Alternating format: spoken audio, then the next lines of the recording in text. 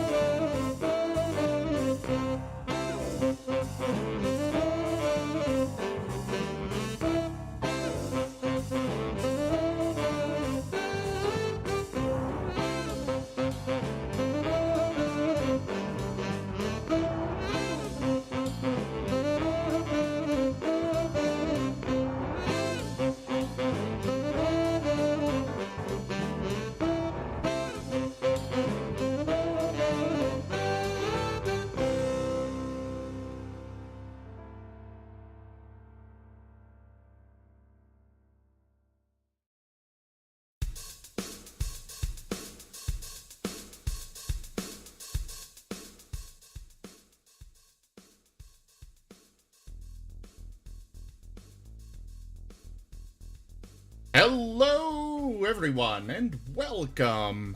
I am Razim, and this is Rooms Reptiles Dungeons and Dragons.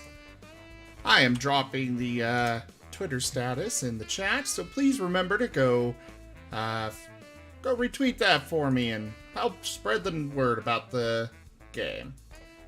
Anyways, Duva. All right. Last time on Rooms and Reptiles, the group started to relax after surviving the attack. It seems Eric's and Rock were looking for something, but back on deck I opened up the strong boxes. The first one had a little bit of money inside and some shiny stones. I passed them out to the kobolds and they seemed to like them very much. The second box had, well, drugs. Horrible drugs. And when Rock found out, he seemed to get a little unhinged and would stop at nothing until he got him. Against Eric's wishes, he took the strong box full of the drugs and a longboat out. He took the longboat out and blasted the strong box to oblivion. Unfortunately, the drugs seemed to have gotten into his system anyways, and he overdosed quite badly. I fished him out before he drowned and tried to purify his body. After that, we found what you would call a ghost ship and did the one sane thing to do. Torched it. It was quite a blaze. Now we're approaching our destination, but it seems there are 2 pirate vessels in our way. I hope I don't take another ballista bolt this time. Thus, we continue this week on Rooms and Reptiles. As stated in the recap, last session was started off by the recovery period after fighting a vessel full of what seemed to be strung out privateers, affected in some way. It wasn't specifically determined whether it was the drugs or whether it was some necromantic thing, but they were very, very durable, very, very aggressive. At the end of the session, they had just encountered a ghost ship, and after burning it down, had discovered that there was some sort of ghostly element to it all. Actual ghosts, not metaphorical ghosts. Regardless, we'll start this session by picking up where we left off, with 3 pirate vessels in between the group and the port city of Del Thuntal. I meant to correct the recap before it went out, but I forgot to do that. Sorry. So, at the current time, the pirate vessels are about halfway between you and Del Thuntal. Del Thuntal is a good ways off, and you can just see those pirate vessels on the horizon. What do you do? Well, first off, I assume that there's very little chance that we could, kind of skirt around them. You can certainly try to. Well, we're going to try that, but also make sure that we do not get caught between them. Okay, go all the way around instead of kind of going right in the middle. Gotcha. Yeah. The worst thing for us would be getting caught between. Because then we've got, holes from both sides.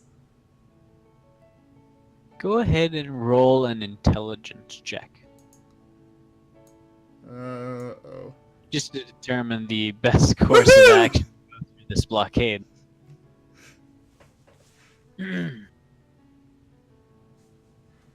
With a forethought and just a stunning grace, you very elegantly sail around them.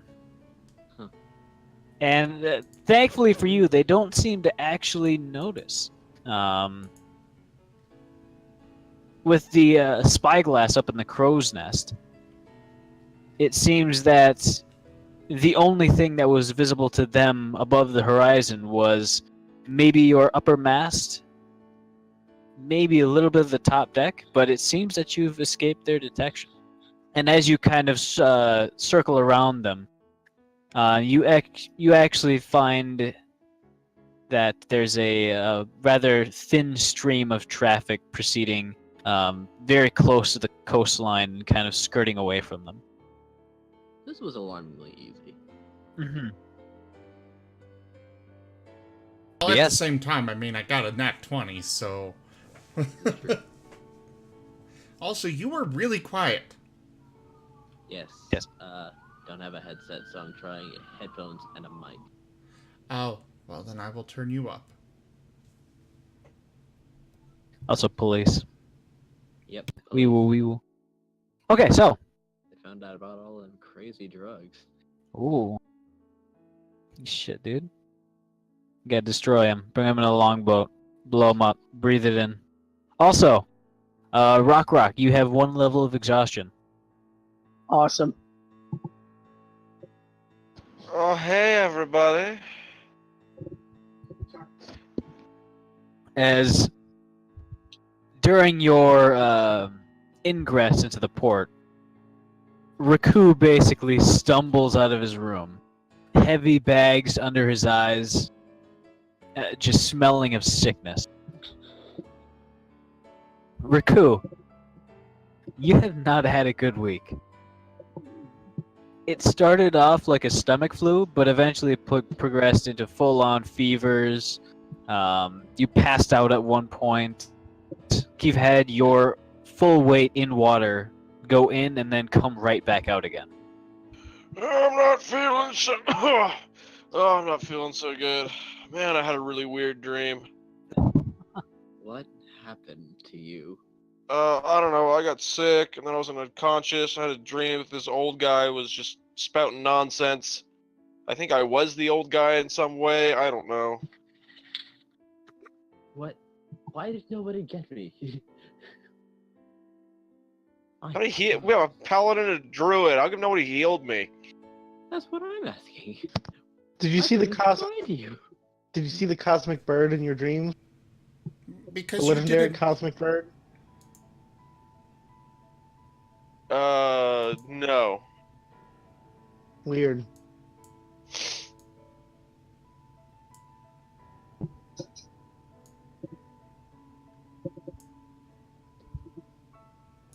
Well, anyways... I'll cast prestidigitation a few times to clean myself up. Alright. So I don't smell as hell. You eventually get yourself somewhat presentable. You still feel somewhat lightheaded and kind of wobbly on your feet, but you're able to make your way around the vessel.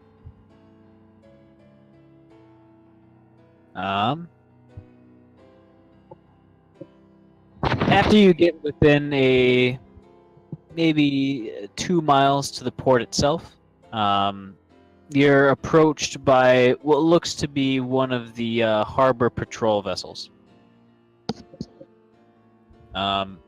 There's a brief flurry of flag signals from one of the kobolds up on the crow's nest.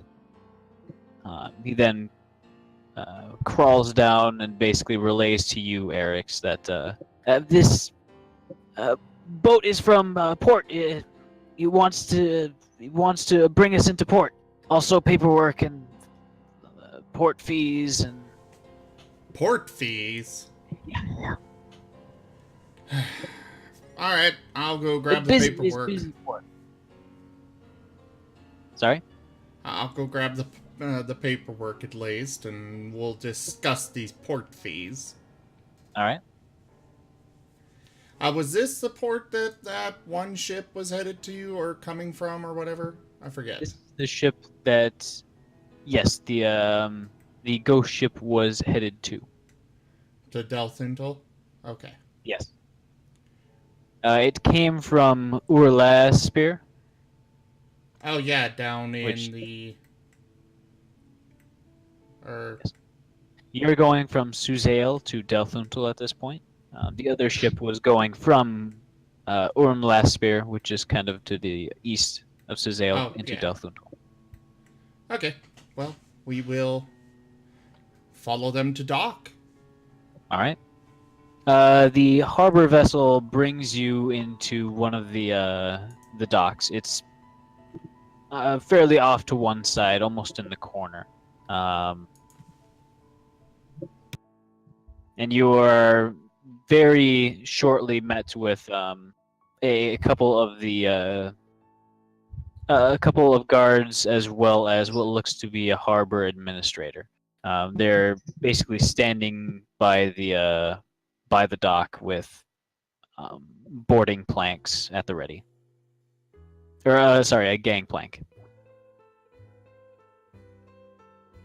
As he, the administrator himself, seems to be.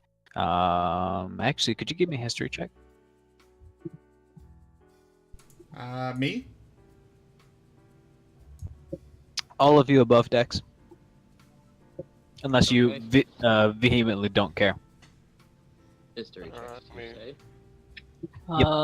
Level 1 exhaustion gives me disadvantage on ability checks, right? Yes, all ability checks.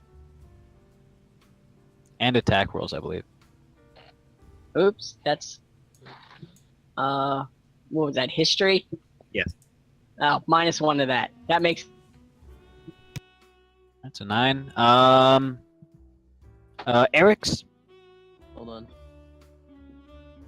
Okay. Sorry, I was a little distracted when my cat sitting next to me began to toot.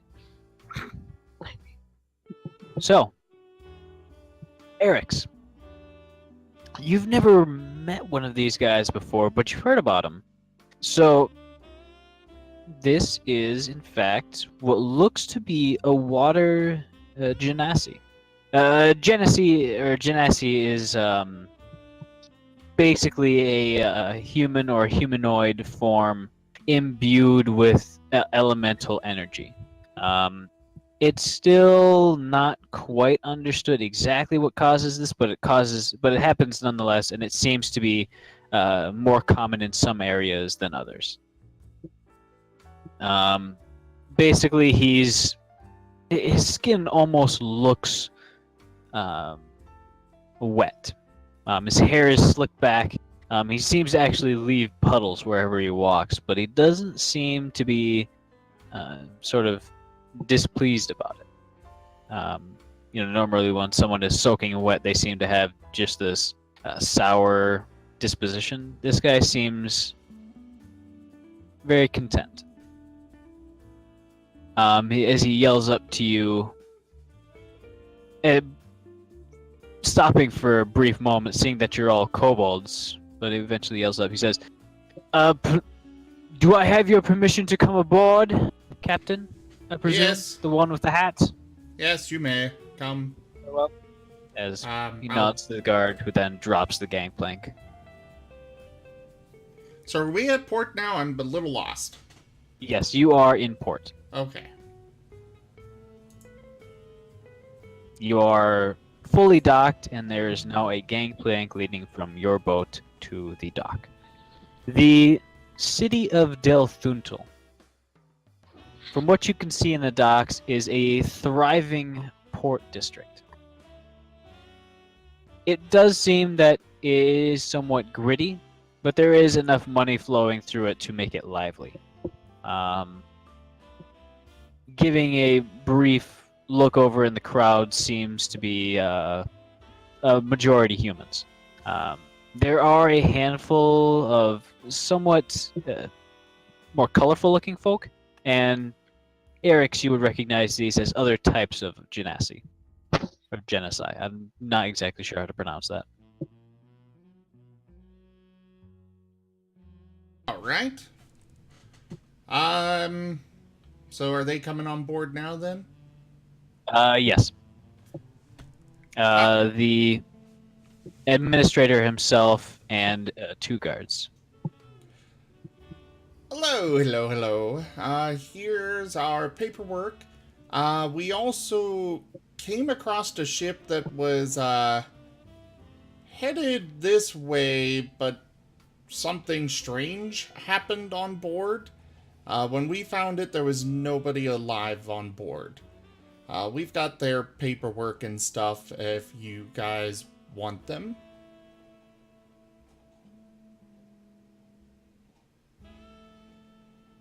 He looks at you,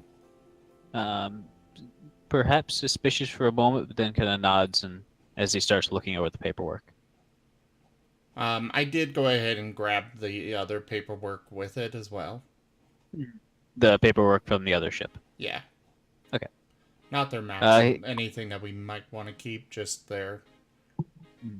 He kind of grabs it and he says, well, I didn't really need to know this yet, but, anyways, what is your business here in Delthuntel?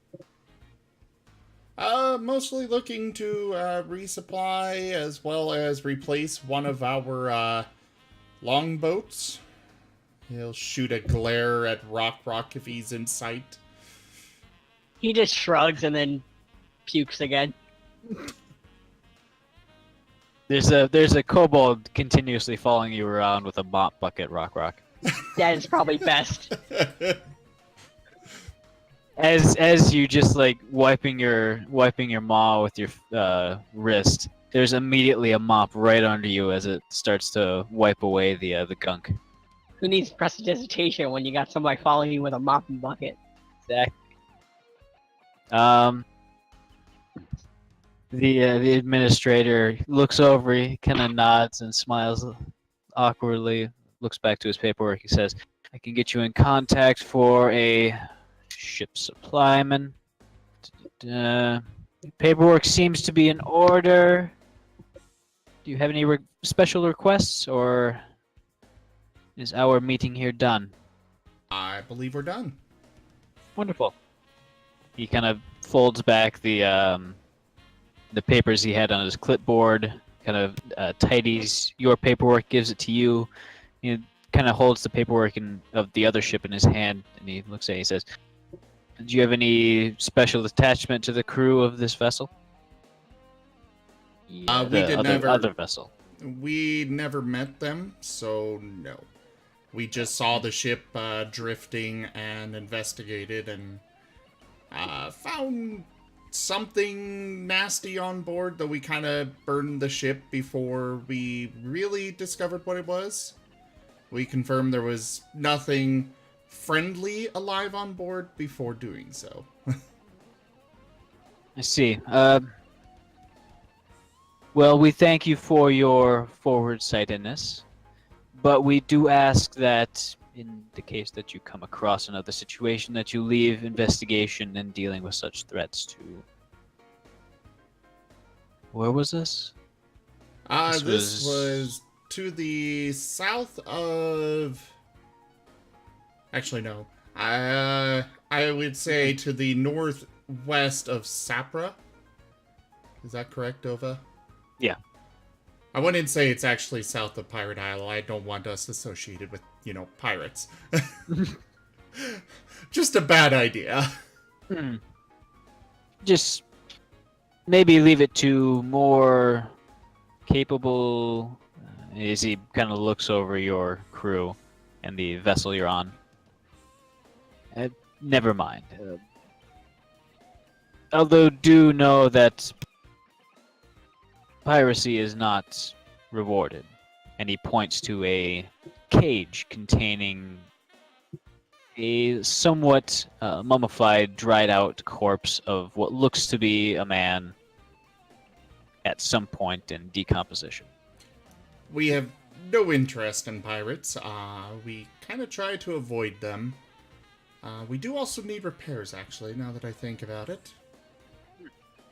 I shall contact a shipwright as well. Or I won't contact it. I'll give you the contact information. And please, do keep it that way in regards of staying away from piracy. Our jails are full, if you can't tell.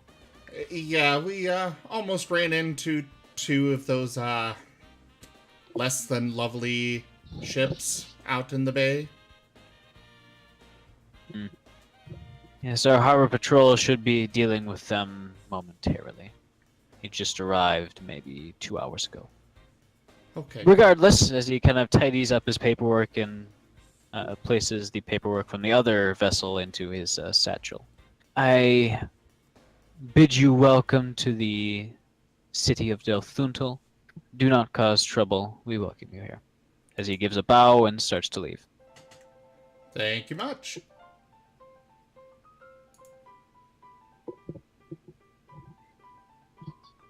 Alright, what are you guys doing? I'm gonna head off and go straight to figure out the details of getting the ship into dry dock for repairs, because we did have that encounter with the other ship, which, well, kind of need repairs from that.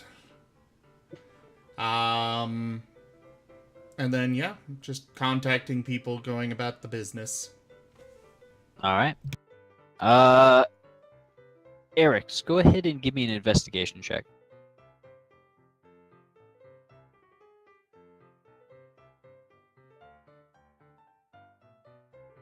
I grabbed the wrong one, but it's this. Oh no, I got a +3 there. Where's there? Ugh. Okay. Sort of combing through the ship, looking on the outer hull, you discover that the only damages are a sizable dent in the port side of the ship, as well as quite a bit of scraping and splintering sort of associated with that. There is the ballista bolt wedged into the main mast, but that's very easily pried out and kind of covered over. All in all, repairs will be fairly cheap. If you want to spend the time to do it yourself, the materials will cost about 250 gold pieces. Having someone else do it will cost 900 gold pieces. I'll do it myself. All right, 250 gold pieces, and it will take about 2.5 days of 8-hour work. I will take that out of Shrek. All right. Raku, Cobalt, Rock, and Infel. What are you guys doing in port? Well, I'm gonna go over to Raku and see if I can help him. All right. Because he's recovering from illness, he might still be sick. It's true. Go ahead and... Well, you could definitely tell he's sick. You don't need a medicine check to tell you that, but go ahead and roll a medicine check to determine exactly what's going on with him. Okay. All right. It seems to be that he's at the tail end of a rather intense flu.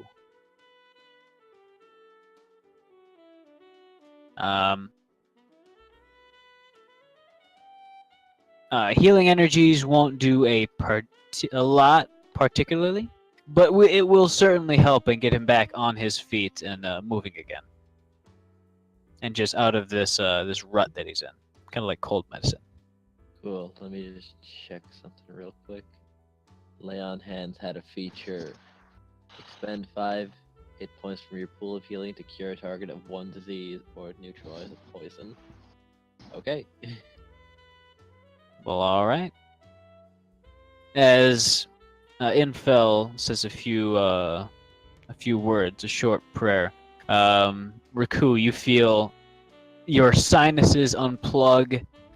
Your headaches somewhat recede. It's still kind of there in the back of your head, but you feel that you're up and at 'em again, with just a slight sniffle.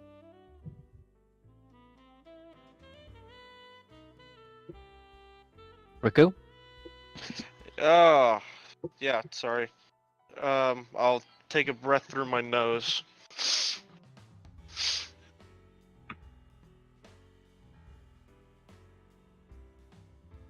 Well, looks like you're And, improved. yeah, I'm a little better. I should have done this a week ago. Good. Yeah, grief. you probably should have.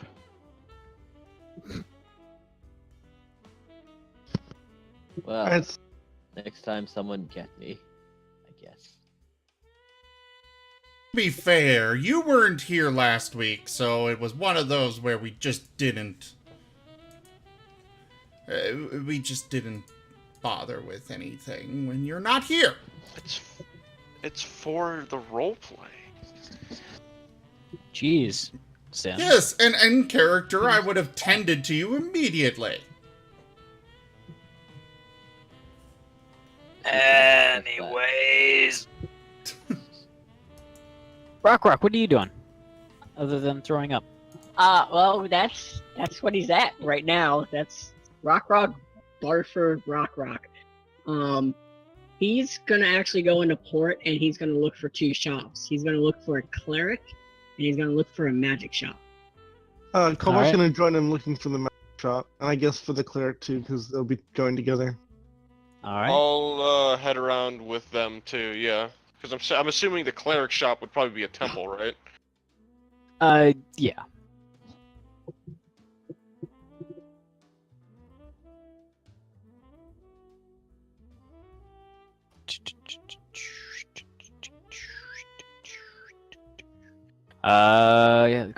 Yeah. Anything else for you guys, Raku and Info? I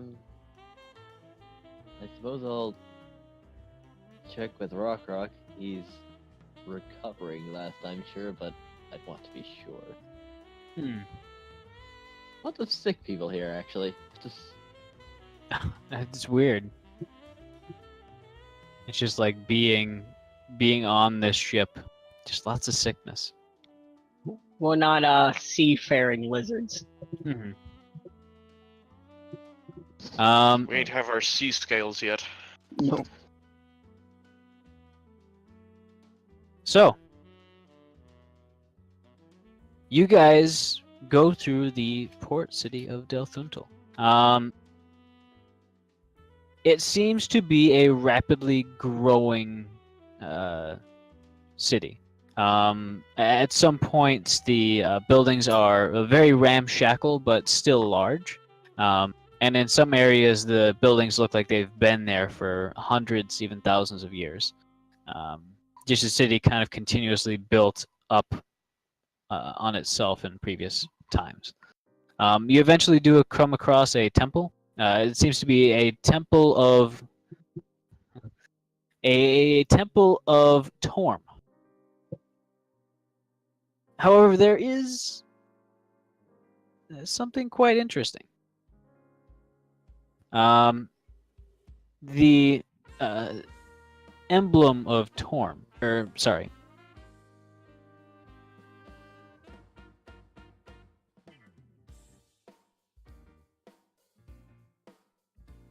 the emblem of Torm, seems to have been modified from an earlier depiction of a different holy symbol.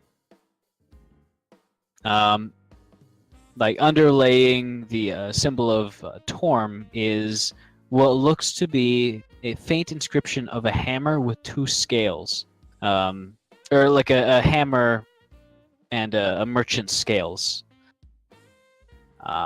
It would be fairly easy to recognize as that of the holy symbol of Tyr, a very similar god who in ancient times, not really ancient, but more 100 years ago, perished during a colossal event.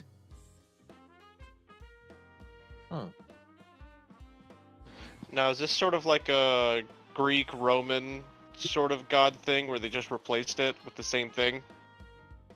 They're 2 different people. They're 2 different gods, but their worship seems to have been similar enough in their sort of core tenets that the occupants of this one have simply replaced one for the other at some point in the past. Would this be somewhat considered like desecration, or?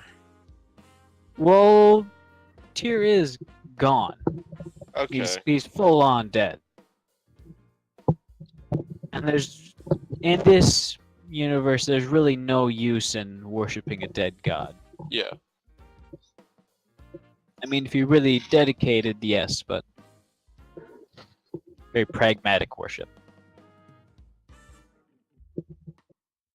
So, what are you looking to do inside of the temple? As the interior is fairly sterile. There's a small fountain kind of burbling away inside, or recessed into one of the walls. There's a central pedestal with a about maybe 15-foot tall statue of a rather large-looking man holding a warhammer up high. The statue seems to be made out of maybe bronze, while other statues are made out of what look to be silver, some of them even gold. The ones that are gold are rather high up and seem to be out of reach for scoundrels. In addition to that, there are there's a good amount of clergymen, including ones carrying simple weapons, paladins, fairly low-ranking paladins, it seems, wearing just a bit of chainmail as they do their prayers to continue their training.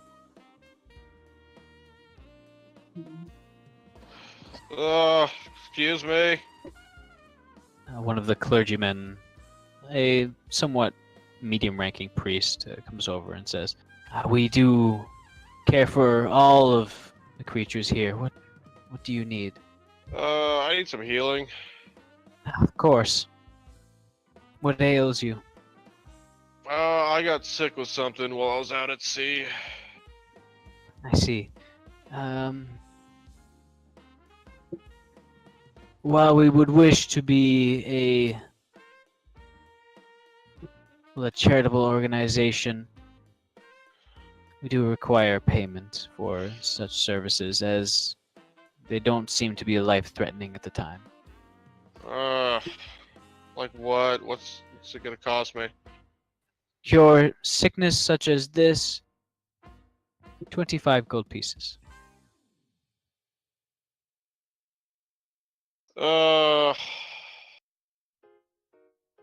Pass. I'll just Simply nods. Yeah. When I pass into the great beyond and meet your god, I'll let him know that you let me die. I see. You do seem to be quite alive right now, so... Well, I didn't say I was gonna die today. Oh, eventually, yes. I believe we all will at some point. That is correct. All right, good talk. I'm going to march up to the person who's talking. Both who is this? Is this like a human, dwarf? Yes, it seems to be a stereotypical clergyman. He's a human, middle-aged, almost like a bald ring on his head. He's gonna go up to him, put his hands like either on his shoulders or something, and look at him and says, "Fix me," as he makes pavement pizza on the floor. As he does what on the... Oh my god. Also, how the hell are you gonna put your hands on his shoulders? Or like his hips or something. Like Okay. he's just gonna It's kind of grab. pressing up on him. Okay, like kind of grabbing onto his robes. Yeah, I wasn't sure if he was kneeling or what. The quiet prayer that was ongoing within the temple kind of dies down for a moment as the sound of your retching just echoes throughout the very large open space. The priest in front of you looks down and says, "Yes, I shall. What ails you? He shrugs. Last time Rock knows he's in withdrawal of some sort, doesn't he? I believe so. I believe Well- Infel informed you. Okay, he's gonna let him know that briefly about there was dangerous chemicals he inhaled. He's in withdrawal as he throws up again.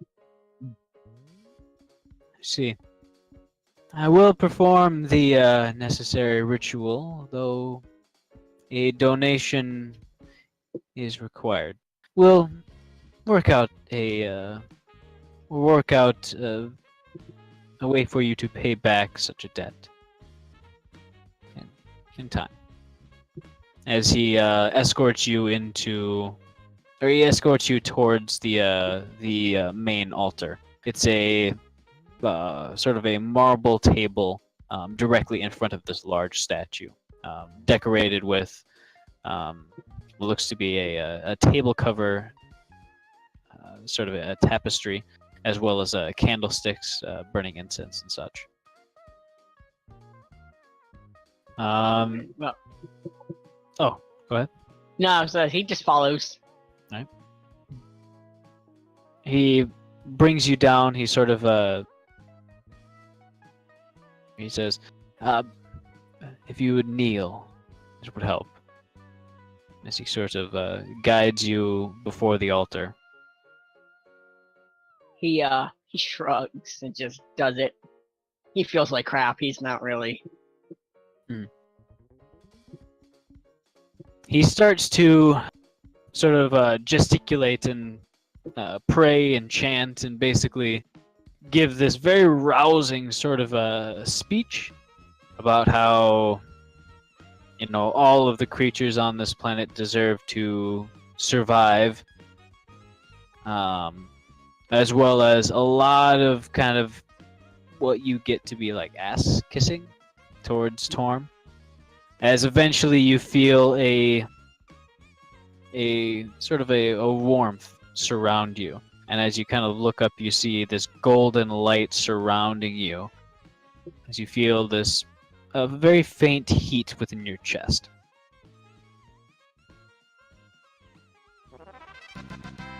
You feel a very deep, resonating voice within your head.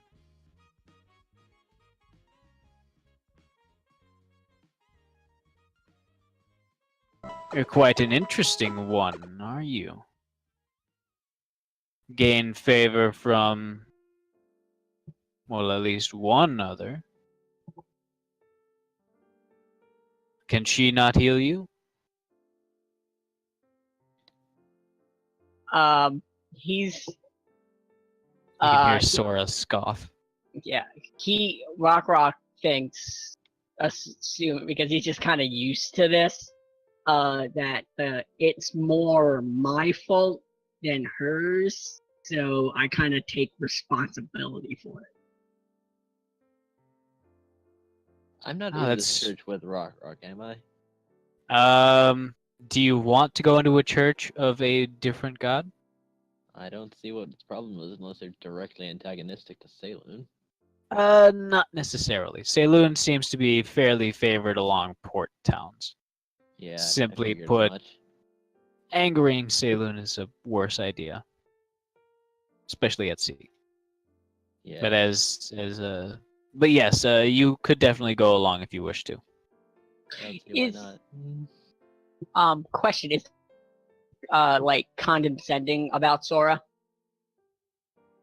Is he talking condescendingly about Sora? Yeah. It doesn't seem so. It seems this sort of maybe even a faint amusement towards his tone as he continues. Admitting your fault is, well, it's a good start.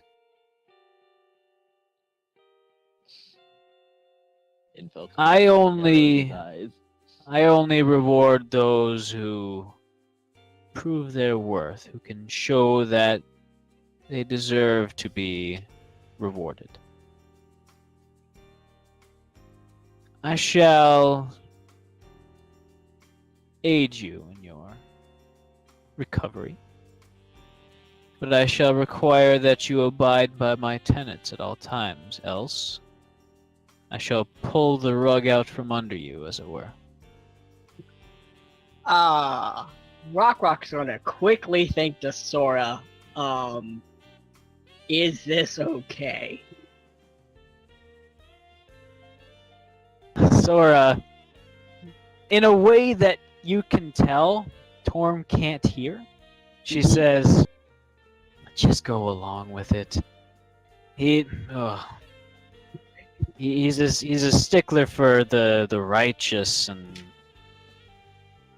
just it's not that hard. Just don't be an asshole, and I think you've qualified for his tenets. He nods towards Sora, giving her a very knowing look, and just goes back to talking to this disembodied quote-unquote Torm figure. Nods. All right. Oh, sorry, you're gonna say something?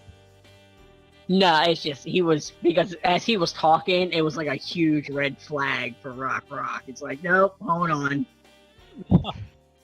Hey, Padre. Uh-oh.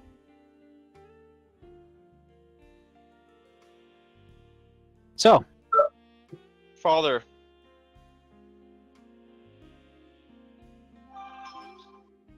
with that, you feel that this haze that's basically almost hammering your thoughts and just overshadowing your entire body, it gently fades away, while still leaving a faint shred of awareness that it's there. It's not the pain, but it's just sort of a sensation in which you know that you're still afflicted.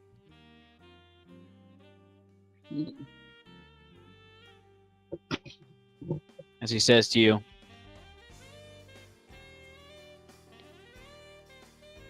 I do have eyes everywhere, literally. I can see almost anything. As you feel you hear a slight clink of metal. As you look down, you feel a small amulet materialize around your neck, to remind you of your service.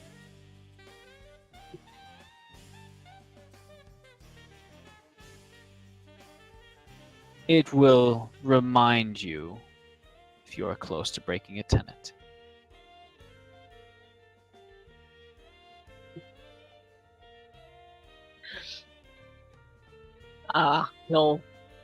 I'll take it and put it on.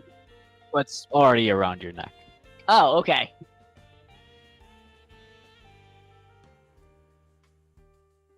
He'll just hold it, hold the pendant in his hand for a second. And as quickly as his awareness arrived on you, you can feel it shift to someone else.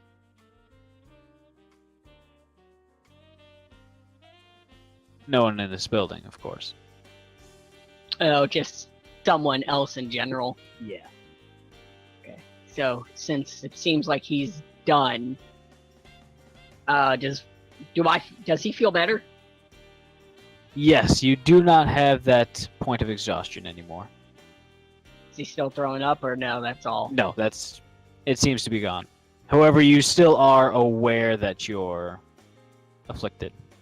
So it's like when you're recovering from a really bad stomach flu, and you know it's done, but you still got that little ache in the back of your mind kind of thing? Yes. Okay. And it would be about the same for you as well, Raku. Yeah, I was assuming so. I'm trying to talk to one of the priests again. Okay. So this temple's been here for a while, right? Yes, actually, as he tries to remember the word for 600-year anniversary. Nearly 600-year anniversary. So I don't suppose a temple with that much history would have a teleportation sigil.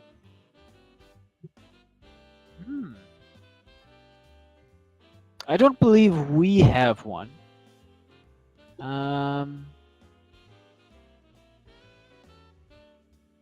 But the shipbuilders college, I believe it used to be some sort of castle at some point. You might be able to ask around there. Perhaps they know of it. Alright. Cobalt is with us, right? Indeed. Yes. Alright, so yeah, I'm assuming you're next to me when I bring this up. Yeah.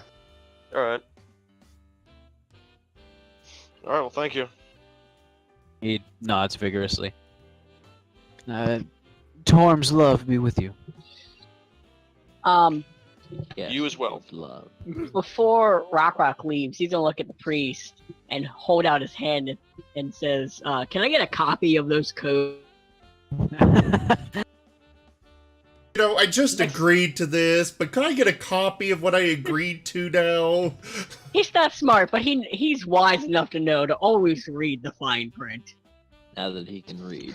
Is he? Because Rock You just kind of learned to read. Yeah. Look, he doesn't have great hindsight.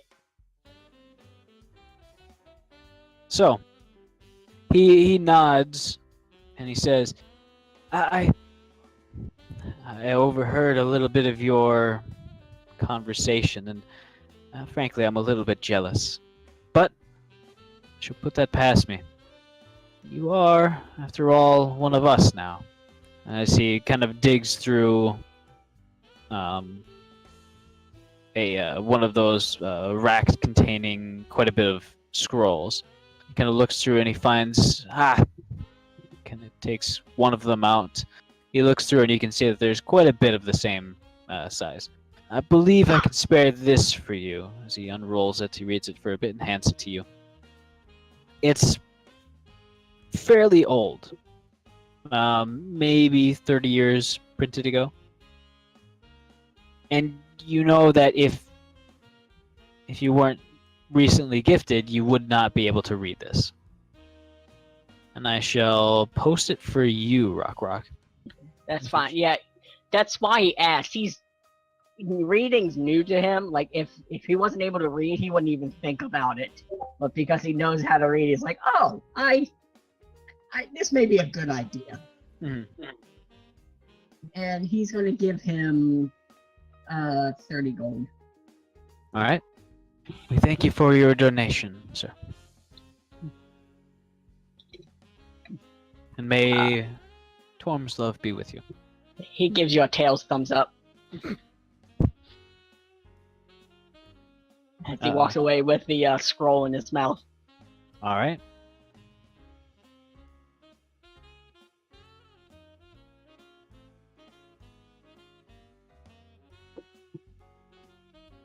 So, info?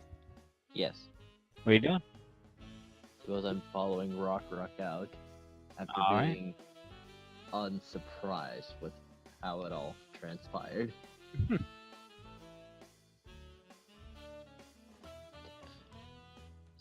Please. Now I suppose I'll see if there's a temple to Loon. All right. You would in fact find a temple to Saloon. It's not as elegant or sort of graceful as the one to Torm, but it is fairly well off. You can tell, having been built maybe 100 years ago. The exterior is perhaps a gray basalt, or maybe a very rough, crude granite. There is the emblem of Saloon just above the door,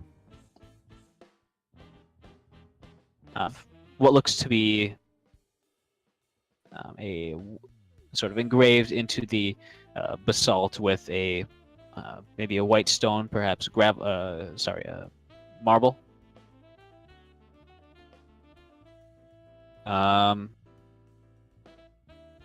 And sort of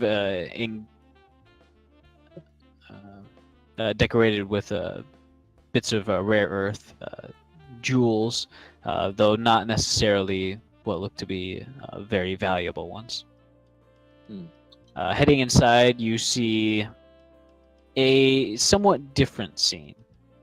The temple, as it is roughly 3 o'clock in the afternoon, is almost empty.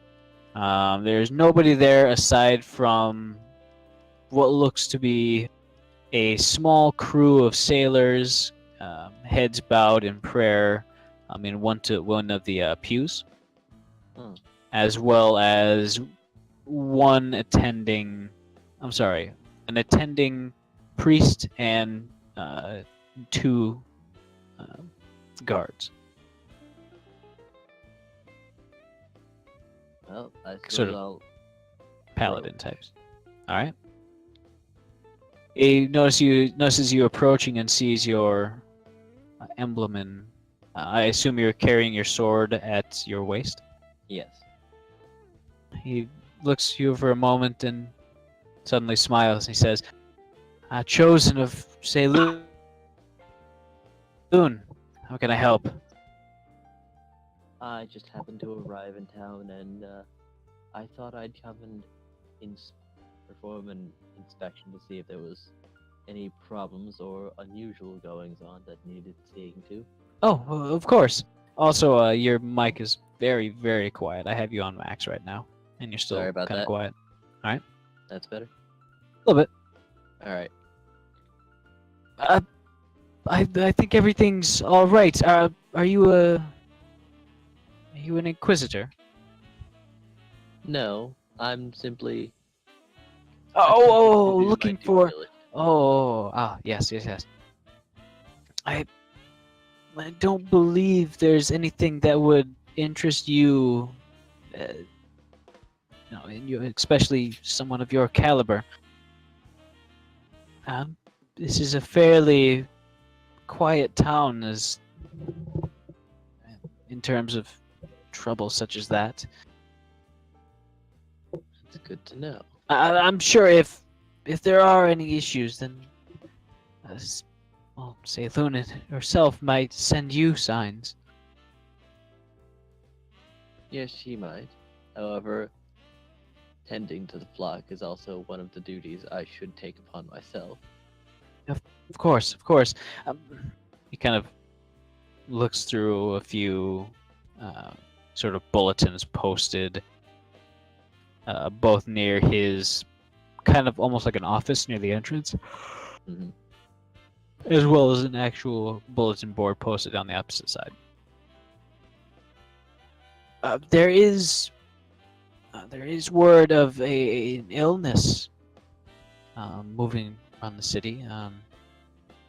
We haven't had exactly time to tend to that yet. There is some talk of quite a few large rats that moved in on a ship that came in recently. We don't quite know where they are, but there have been signs around the city that they are perhaps in the sewer system. I see. But do you want to deal with these things? I have time and the ability to do so. I suppose. As he sort of brings the notices from the board and from the notes that are posted around and kind of hands them to you.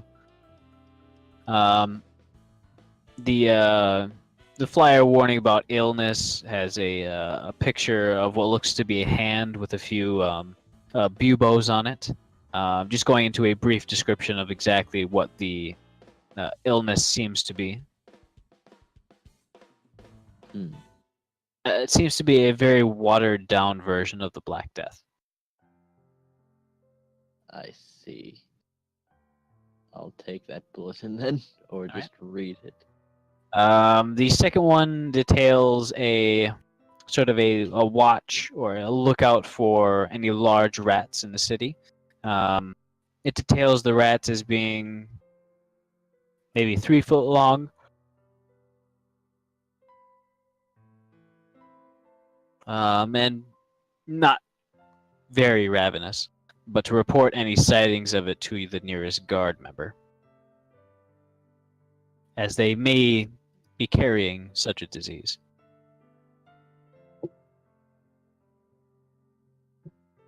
Huh. It does reward a bounty of 5 gold pieces for each giant rat's left paw. Front or back? It does not specify. Alright.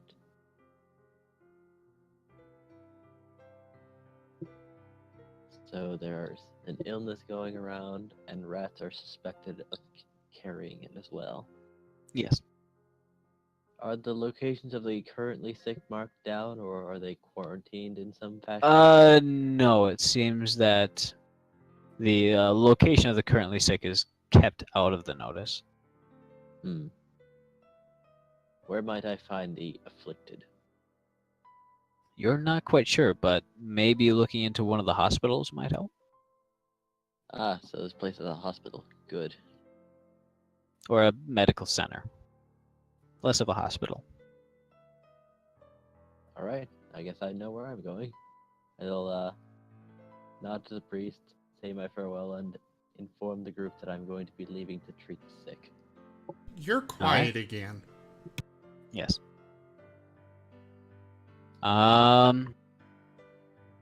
Cobalt and Rock, you guys are heading towards the magic shop, right? Yep. Yes. Yes. And I Alright. was with him, yeah. Yes. There's the 3 of us. You guys head off into the market square. It's about 4, 5 o'clock now, and things have picked up. It's quite a busy place. People coming off of work, people, shopping before they come home. And you eventually manage to find your way to a magic shop. It seems to be one of the 2 in the city. You have not found the other one, but you've heard people talk about it. It is called the Shimmering Scroll. But this one that you found right here doesn't seem to have a name. Instead, it just seems to have a simple emblem drawn on the sign of a wand with a bit of a sort of magical effect swirling around it. Walking in, you find that the entryway is decorated with quite a few very minorly magic baubles, sort of floating candles illuminating the space, and it smells very fresh, very very clean inside, very pleasant.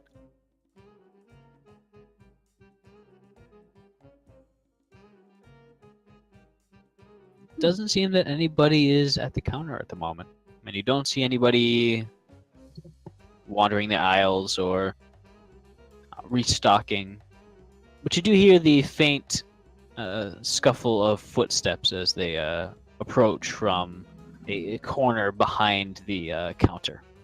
Oh. Oh dear, the ones with questionable morality are alone in a magic shop. I guess I'll walk up to the desk. All right. As you walk up and kind of pull yourself up a little bit, you see the person who comes out from behind the corner. It's a familiar face. Walking in front of you, you see Jeremy. Figures. He sees you all and he kind of stops mid-stride. Raku's gonna crack his knuckles. Cobalt's getting a wave excitedly. I see Rock's you. reading the scroll. I see you're still alive. That's good. That's good. You still well?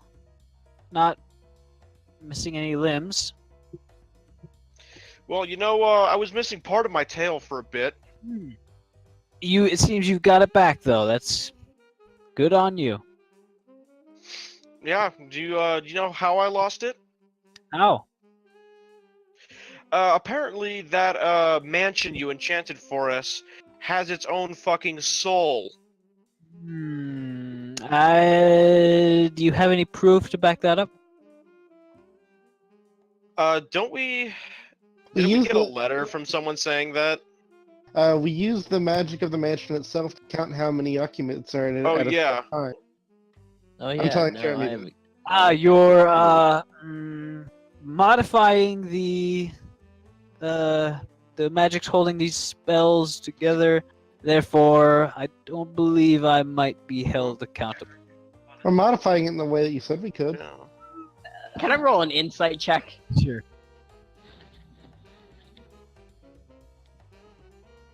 Can we just kill him and be done with it? Hey, you can are not try. here. Exactly. Exactly why I said it. Good thing you're not here then.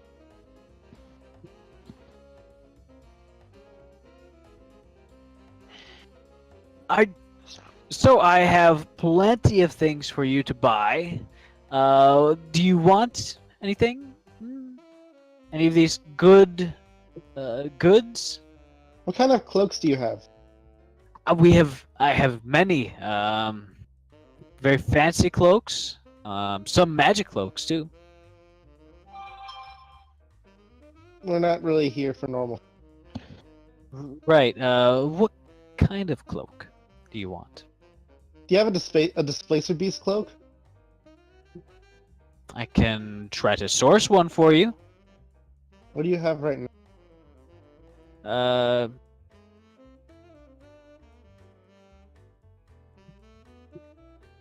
Let me look.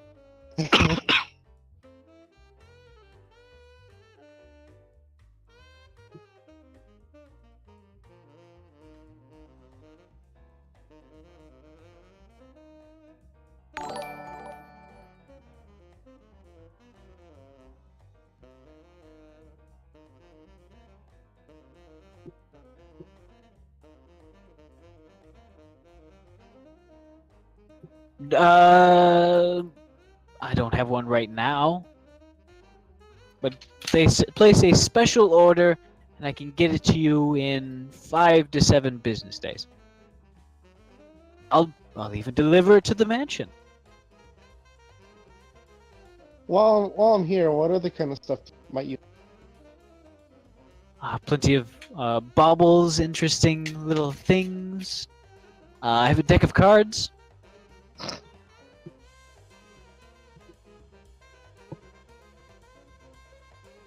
I wonder what he showed in the deck of magic. I'm probably not going to do it, but I'm curious how he would read. What's the deck we have? It's not the one of many things, right? Something No, else. it is the many things. Oh, it's a- okay. Full deck of many things. Yeah. Here, let me show you a magic trick. Pick a card, any card. Jeez. Make sure you say out loud how many cards are. Dude, Watch him. do it. No, it's in the mansion in a strong box, and Oh, no. it's like No, No, it's even more hidden than that. It's in another dimension in a chest that only. oh yeah.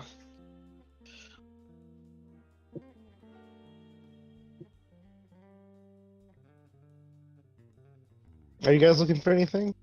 Yeah, yeah, Rock, but he'll go last if everybody else has stuff else. Raku's gonna put Charla on the counter and say, "What kind of enchantments can we add?" Let me take a look. He kind of reaches his hand down, and as it brushes against Charla, she almost like shrieks out, "Don't you touch me!" It's all right, Charla. If he does anything to you, we can just shoot him. Is Charlotte reverse jealous? She harumphs. Jeremy, with very almost dead eyes, just kind of looks at the musket, looks back to you, looks at the musket, and he says, "I can make it shut up." I can also make you shut up.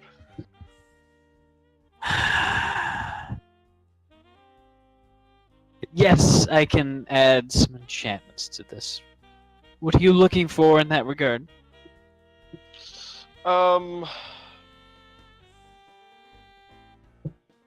Possibly something to help with, maybe ammunition. I'm not sure if you can make it something like my bow, or if not, maybe something to speed up the reloading, maybe repeating. Something like that would be quite expensive. What's expensive? Enchanting, that's expensive. That, you didn't answer my question. Hush. For a moment, let me think. To make it so that you don't have to reload it? Or what? If any of those exists, do we have the enchanted blast instead of ammunition, like my bow? Oh, you want that? I believe I could figure something like that out, where it would be perhaps powered by something other than ammunition. Such as? Love. Gold. Oh. Come again? Gold. It can power things, like this. Oh, okay, so it's not expending gold, it's just powered by it. No, it is expending gold. And how The much gold- gold? It would depend on how high the quality of the initial enchantment was.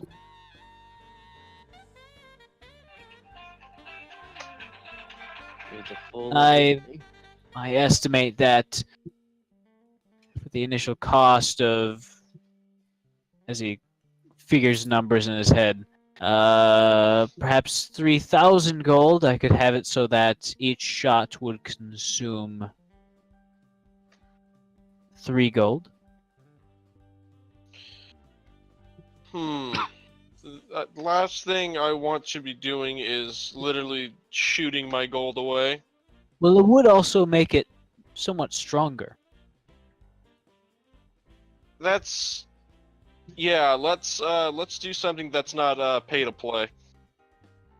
I feel like there's some benevolent being that really wants to dick me over for this enchantment. Right. Perhaps a standard sort of punch enhancing enchantment. Sure. As he figures out some more numbers.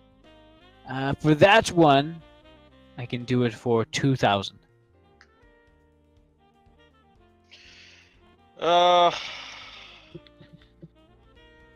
I don't assume that this is gonna add another being to occupy Charla. No, but I can do that if you want.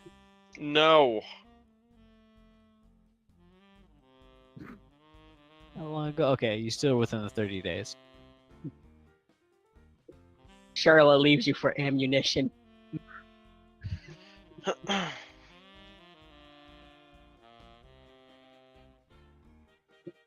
So yes on that. Yes, let's do that. Wonderful, wonderful. Is I that okay shall- with you, Charla? She seems to be giving you some sort of a silent treatment right now. You can tell that she is displeased. Oh, you in trouble? Alright, do you have any enchanted spyglasses here? Maybe some that change magnification? No, but I do know a actual telescope maker. Okay. Although I could make something for perhaps the original, the cost of unmodified, for perhaps 7,000.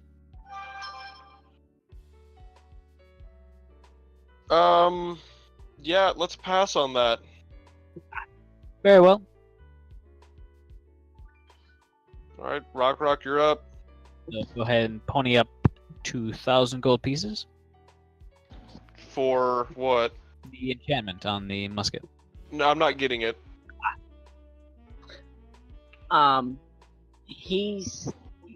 Rock's gonna look at Jeremy and go,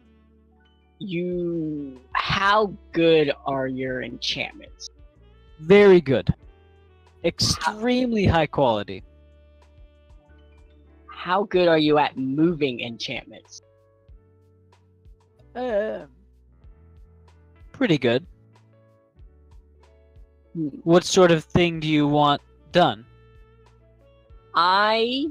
And he's gonna pull out a set of armor from his bag of holding and place it on the counter. And Rock's gonna go, I want this, and he points to the armor, and then he points to this. Believe I can do something of the sort. It will require a good amount of effort. Perhaps 5,000 gold pieces or so. Alright, just a heads up, in about 4 minutes I might disappear, because I just got a call from my power company saying they're doing a necessary power outage to replace stuff. Oh shit. Yeah, let's hope not, because it's hot as hell. Yeah, come drive if over they here. do- It's nice and cold. Did you hear the problem with your statement? What? But you got your license back. I did, I can't afford to get my truck. Oh. I can't get it registered and everything, it's expensive. Yes.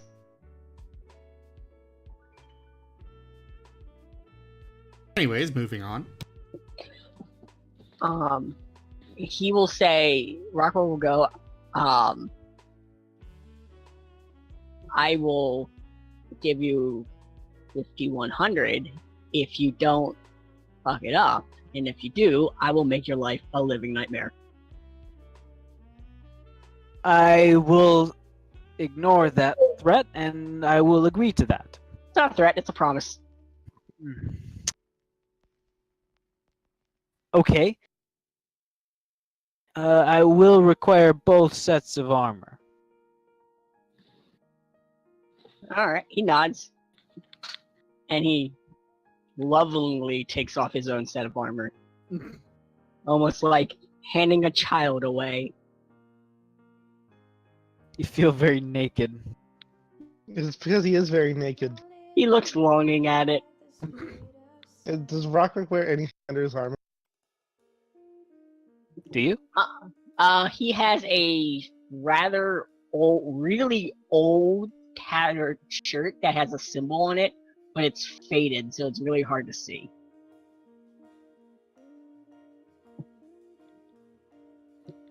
You kind of have to wear clothes under your armor, because otherwise it chafes horribly. There is that. Yeah, I mean, yeah, he does. It's just a really old, tattered shirt with like a faded symbol on it.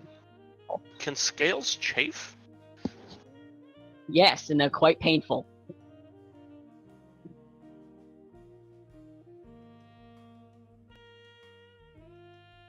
He's gonna ask Jeremy how long it's gonna take.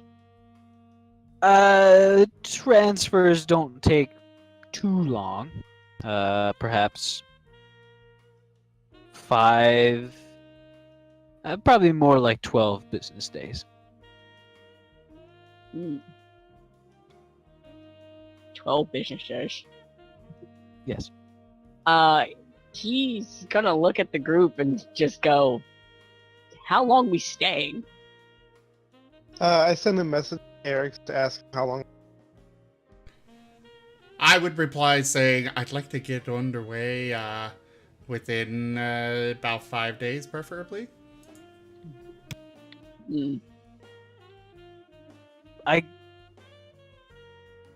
can deliver to the mansion, you know. I mean, Rock knows. Just he's thinking. Do you have any other?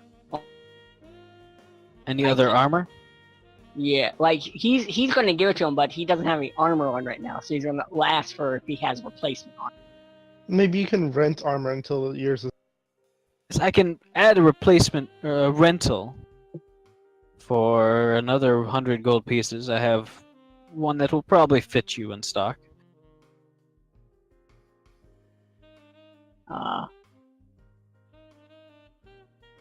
Yeah.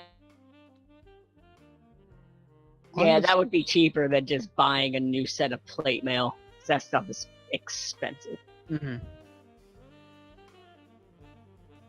His adamantium armor is expensive. Yeah.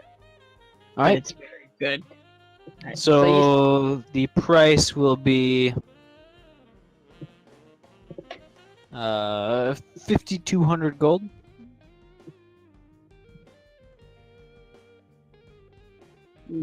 Platinum pieces are worth 10 gold each, aren't they? Yes.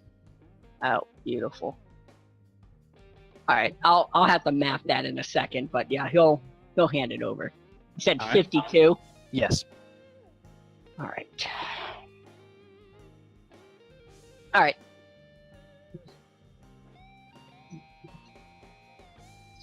And Cobalt, you were looking for some small, kind of interesting trinkets around? Actually, does he have any robes of many things?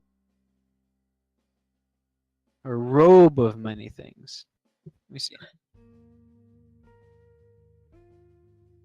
Or robe of useful objects? Useful items? I think it might be called. Yes, that is what it is called.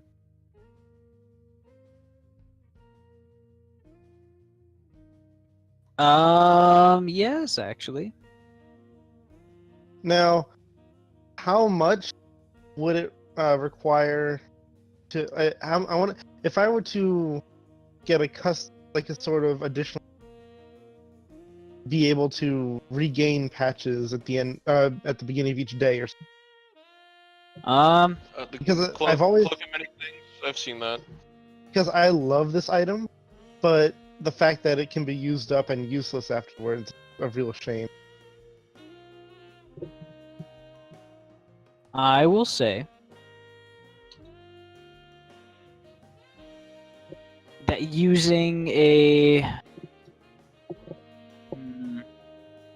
If not, that's fine. Like that's quite a bit. I'd say if you use a 5th level spell slot in 1 hour, you can put items back into it, up to the maximum amount that it had when you first got it. And does that have to be the same item? It is not, but it does have to be a reasonable item, sort of fitting along with the theme. Basically, mundane items. No, actually, animals are okay, I was about to say. but mundane items mostly. Mhm. I don't know. Why don't you go back to everyone else, and then I'll make a final decision by the time I come back. Okay.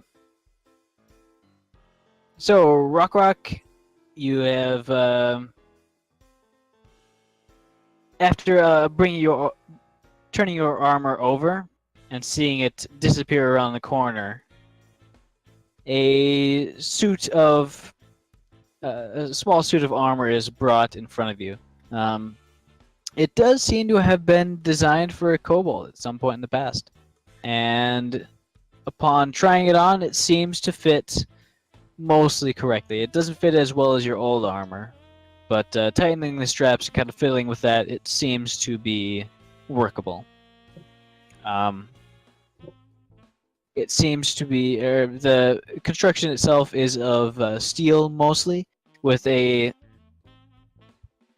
as you put it on, there's a brief flash of golden light as a symbol of Torm appears directly on the chest piece.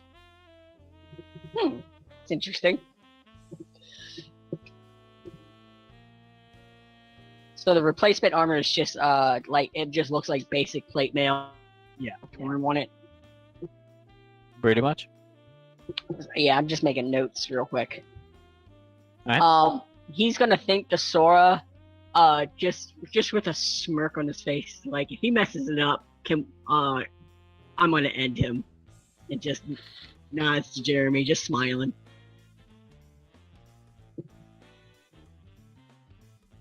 Sora size.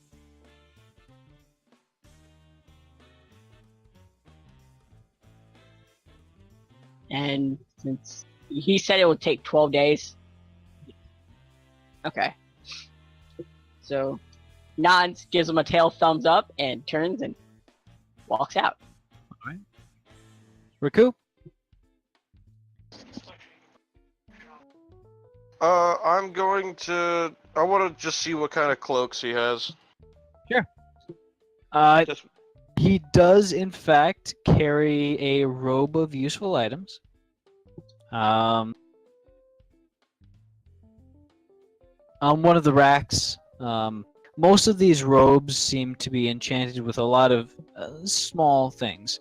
Things that make the pockets on the inside just a little bit bigger. Things that make the cloaks resist damage and grime. But one of them does catch your eye. It is a very, very dark cloak. It seems to have almost a shadowy appearance on it. Sort of almost melding into the cloak just adjacent to it. I am going to turn my attention to it and ask about it. Alright. Oh, that right there. That right there is... Well, it's a cloak to aid in any covert operations.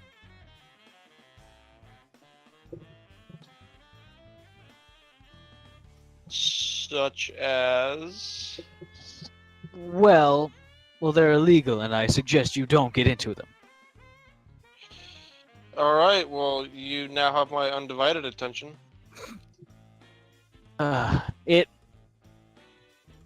It aids in, well, sneaking about. Something that I'm not particularly fond of. Alright, But that's and you. how much does this run? I'm willing to let you have it for... I believe I have that one set at 3,200. Mechanically, it would be a +1. Oh, it's just +1? Yeah. Oh, To I thought it was gonna be like an advantage. You would want a cloak of elven kind for that. Not only does it give advantage. Yeah, I know. Yeah, because. Yeah. Ah. Alright, I mean, you don't really need anything. So. yeah, I know. My stealth is already a +13. Alright, I'm just gonna ask for one last thing. Okay.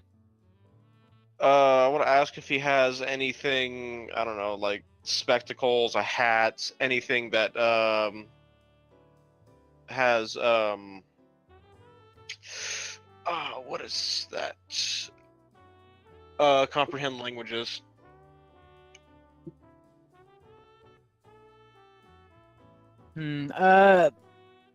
I do have a pair of spectacles that let you read most types of writing. It does have this little quirk where if you read a language it doesn't know, it does take some time to translate it. And by take some time, I mean it takes a few days. Like, do I have to keep looking at it, or will it process itself? It seems to have a mind of its own and thinks, sort of just runs through what it's seen. But it does Alright. seem to work most of the time. I have done quite a bit of reading for it, so I don't believe you'll find any languages that it doesn't know. Alright, I'll grab those. I have put... The materials didn't cost that much, but the time I put into it was quite expensive. I'd be willing to give it to you for 1,500 gold pieces. Or equivalent trade value. Jeremy, Yes. how has someone not killed you yet? Because you ripped people off and you shorted our cart. I just need to walk out. I believe you're... I don't even listen to my leave. Alright. How much money do you have?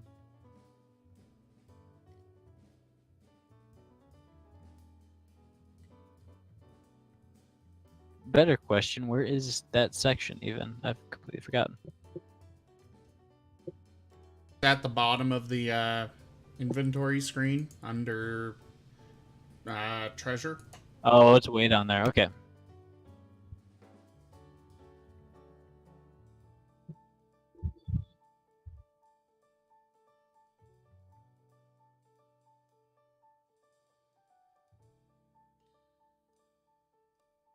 Cobalt, have you made a decision yet? Does he by chance have a robe of stars? A what? A robe of stars.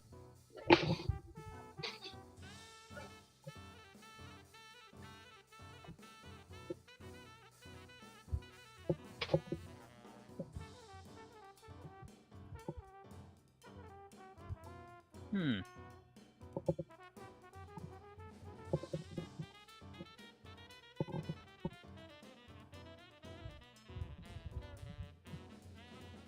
I mean, I know it's a very rare item, so I wouldn't actually guess if he doesn't. Oh, he does?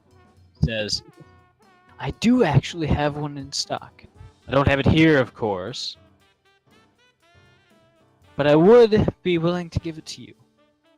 In How part, as he sees Riku leave, as a somewhat of apology. I know that you're a little bit dissatisfied with the mansion. But as far as I know, and on my side, it looks like it's stabilized quite a bit. But Like I yes, said- I will be giving you somewhat of a discount on this, so I would be willing to give you the Cloak of Stars for about 15,000 gold pieces. And believe me, that is on the very low end of what I'd be willing to sell it for. 15,000. So just 1,500 platinum. Yes. How much is 202 Electrum again? 404 gold. Oh, I believe it's the other way around. I believe 2 of those is 1 gold piece, so 101 Yeah. gold pieces. That gives. Can I just kind of turn that into gold? Yeah, it's fine to have the equivalent value. That would make life so much easier. I have 946 plat. So before I make any purchase, I want to ask him something. How goes the research on those scales that I went? I've been meaning to send you my notes for it, but I did finish. And I gotta say, the scale's quite an amazing thing. Do you want it back? what did you learn about them? Oh, I learned quite a bit about the combination of things. Quite a few interesting combinations could be made. And I believe if you'll visit in perhaps a year or so, you'll see some very interesting products lining the shelves then. So what you're saying is they've actually helped you a lot with your with your business. I see where you're getting.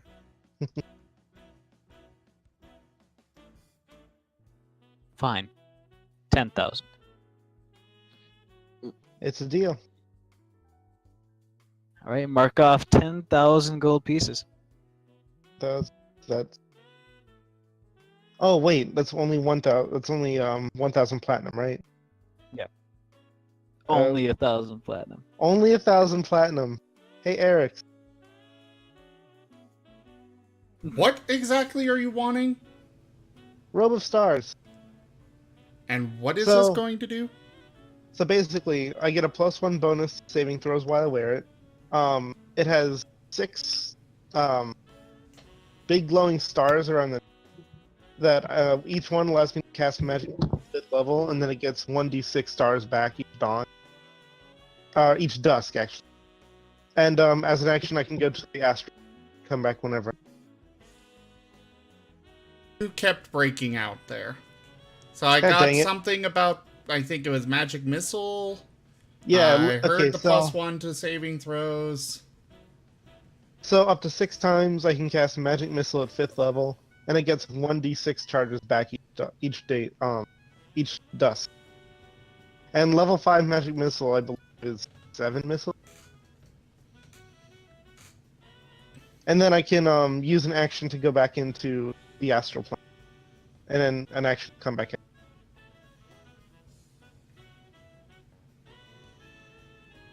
And how much money do you have? 964 platinum. So this would be 554 platinum. So 540 gold. I'm not sure how much Shrek has. That's what I was asking. I will give you 100 platinum for it. Okay, awesome. That'll leave me with 46. Out of my money, so... Yeah.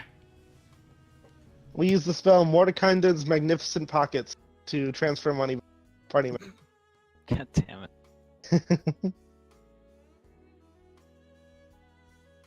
So I buy the thing. All right, you have it. This, again, it does shrink to my size, right? Yes. Quite a large robe. It looks so cool. It Dover, slowly shrinks to your size. are you able to show them a picture of it? Or show, like, and everything like that?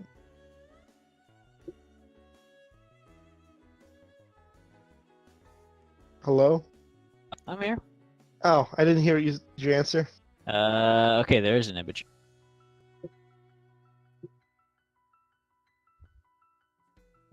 It looks so cool.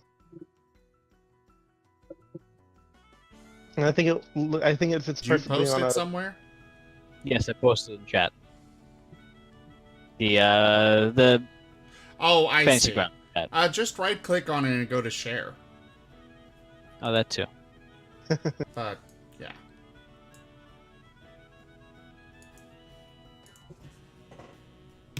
There you are. Now, does he sell any potions really? Not really, as far as you can tell.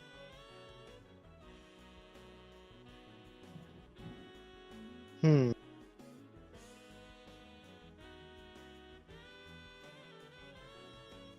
I have a bit of money left. I don't really spend money on anything but magic items.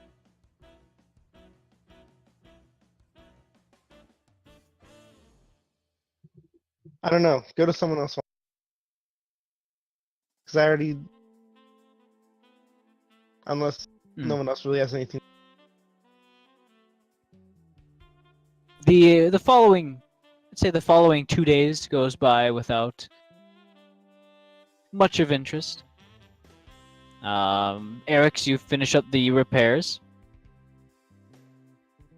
Raku,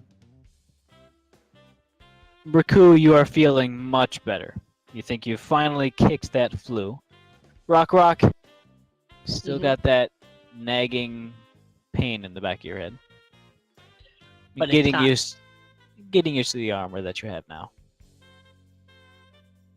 He's like shifting, like when you wear a shirt that's like not white, like rides up on you, so you kind of like flinch at weird angles. That's what he's doing.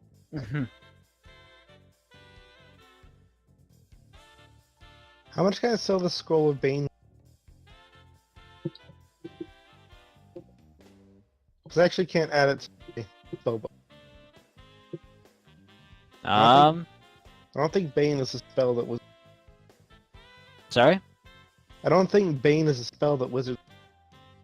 I believe it is. Is it not true that wizards can add pretty much every spell? For the most part, but there are spells that they can't learn, just like there are spells other classes can't learn. Alright. Well, if that is the case, then yeah, you aren't able to add it. Yeah, I can't. And wizard, you can only add wizard spells to your. Mhm. So yeah, how much can I get for it? Go ahead and roll a persuasion check. Weird, I never do that.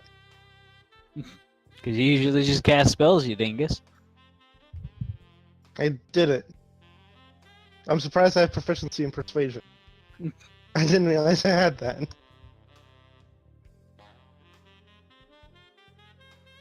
I assume you'd be selling it to Jeremy. Yeah, I guess. Who else is gonna buy it? Really? There is another magic shop called the Shimmering Scroll. Oh well, I'll get a Jeremy first, and then I'll make a big show at seeing how much they're gonna give me it for. Alright. I would definitely be heading to the other magic shop. Jeremy gives you the price of 500 gold pieces. Okay. And then I'm gonna see what the Shimmering Scroll will give me for it as I walk out. Jeremy sighs. As you head to the Shimmering Scroll, kind of a worse establishment. A lot of enchantments dealing with nautical equipment, such as perhaps spyglasses, anchors, ropes, that sort of thing. The shopkeeper is a human female, and she offers 520 gold pieces. Excellent. I'll sell it to. Go ahead and add 520 gold pieces and remove that scroll from your inventory.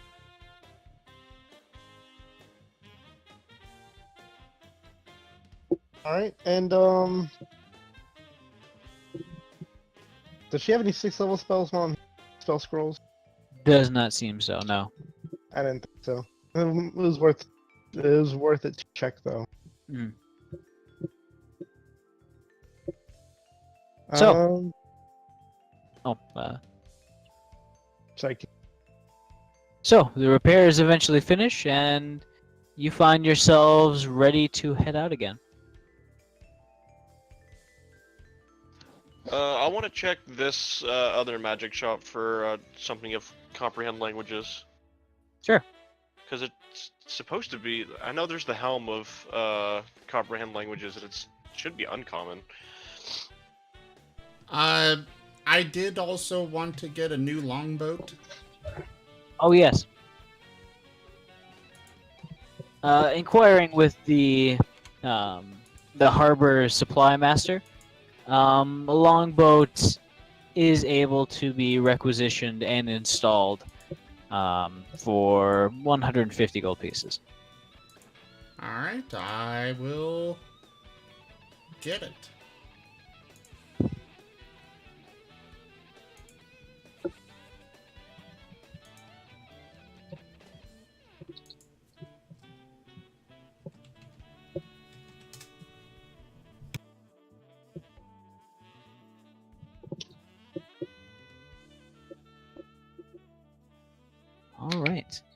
Interesting. Okay, so yes, the longship is now in place. It's a different wood and slightly different design, but it seems to operate just the same. Raku. Yeah. At the Shimmering Scroll,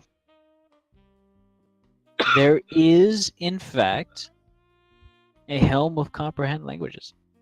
It seems, or she says,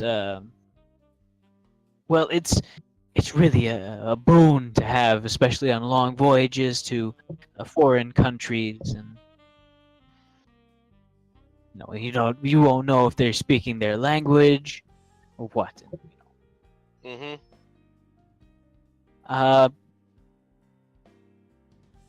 How about 450 gold pieces? That sounds reasonable. All right.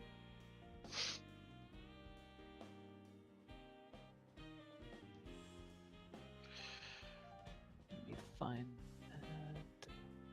that.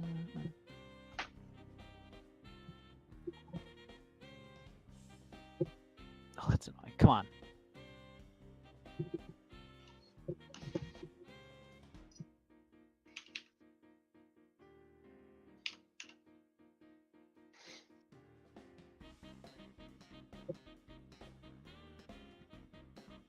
Alright, I added the helm to your inventory. Let me look through it to... Huzzah. Where is it? It just says helm. There you go.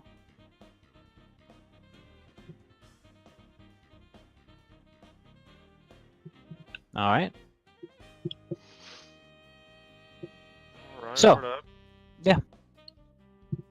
The vessel is now ready to sail again. The damage has been patched up. The longboat, or the food supplies have been resupplied. Various things which you are running low on. Firewood to keep warm at night, and such. And yes, fire on a boat. I know. It's safe fire, you know. All right. Oh, wait. Well then. Yep. What? Have we set sail already? I missed it. We have not. We're We just have now not. ready. Okay. I do want to check for 1/3 level scroll. I believe is an uncommon. What are you looking for? It's called Thunderstep, I think. Level 3. Yes, Thunderstep. It's a 90-foot teleportation. Does 3d10 thunder damage to in an area around you from where you before the teleport. And you can also take people with. All right.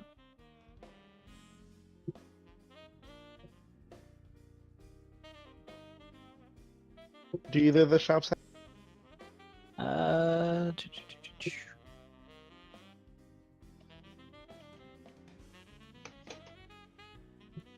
Uh, yes, actually. The Shimmering Scroll actually has one. She doesn't explain why they have it, though. But she is willing to sell it to you for 530 gold pieces. Alright. I guess just I'll do 10 gold pieces and 49 platinum. The rest of the platinum. Yeah, just as long as 530 gold pieces are getting exchanged. Yep. And level 3, so I guess it's 100 gold to copy it and Do you have a feat that lets you forego the intelligence check? there's an intelligence check. There is. I just found out about it. Where So, does it say that? a wizard spell on a spell scroll can be copied just as spells and spell books can be copied. I'm going off the Roll20 site. Mm-hmm. When a spell is copied from a spell scroll, the copier must succeed on an Arcana check with a DC equal to 10 plus the spell's level. If the check succeeds, the spell is successfully copied. Whether the check succeeds or fails, the spell scroll is destroyed. Do I get a bonus if it's a spell within my called? It's a concentration spell. You do not. All right. Well, actually, because it is a concentration spell, the number of hours and the gold is sets. Yes. So it's. The doubling of the cost was just going by because I believed that there should at least be some limitation to it, but you can forgo that doubled cost. Okay, so it'd just be 75 gold and the hour and a half. Right, go ahead and roll an Arcana check.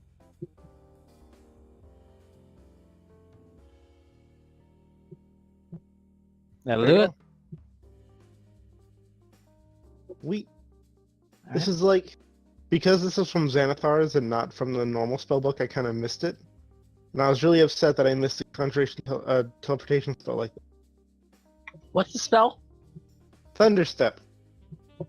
Basically, it's 90-foot teleportation, and I can take people in with me, and deals 3d10 thunder damage to everyone around me from where I was. Oh, nice. That's pretty cool. Alright, that concludes my adventures at the port. All right. Oh, and as I'm leaving Jeremy's shop, I'll say bye to Jeremy, and wait. I mean, I guess You weren't at Jeremy's shop to buy the yeah, scroll. you're right. You're right. But I did check his shop if he had it, right? You did check his shop. Okay.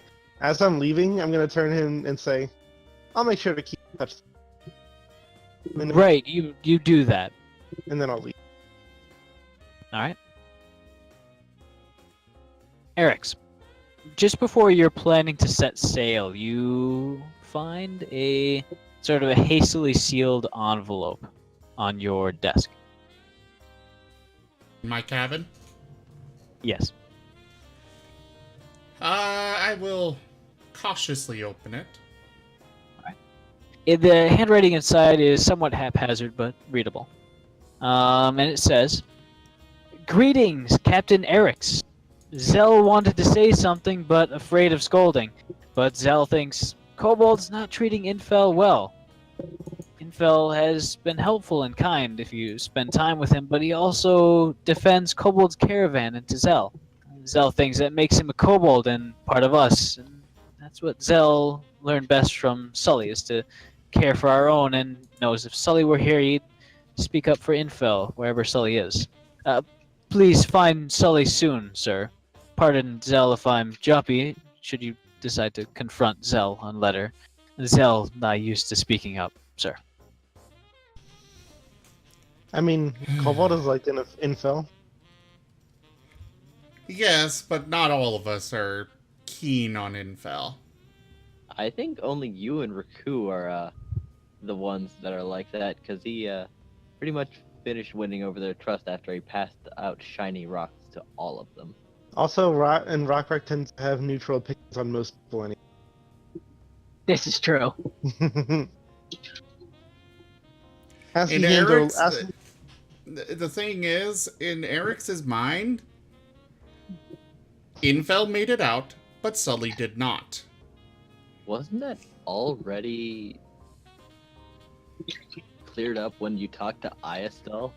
That Sully left his own chair?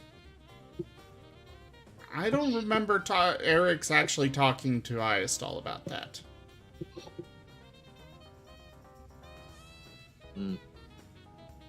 I wonder why. Maybe I am Didn't forgetting ask. it, but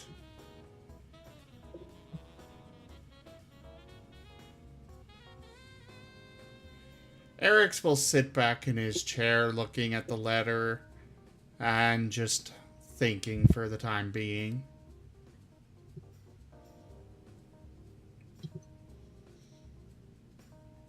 All right.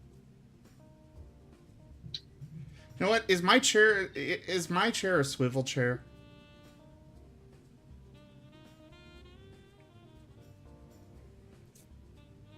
I want a really comfortable swivel chair.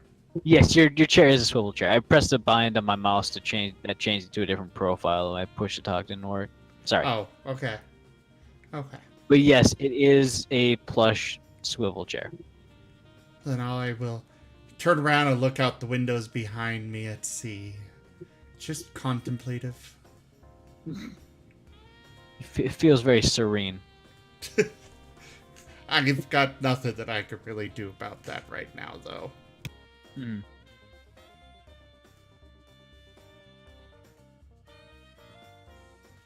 So, what's everybody else doing as you prepare to head out again?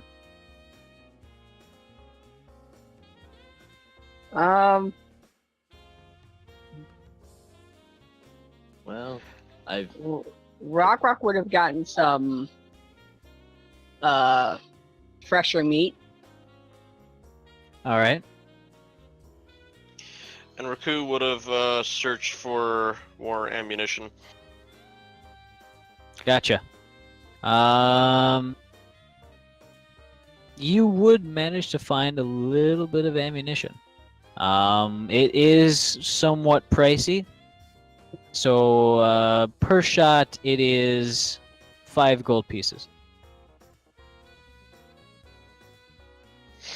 And that is powder as well as the bullet combined.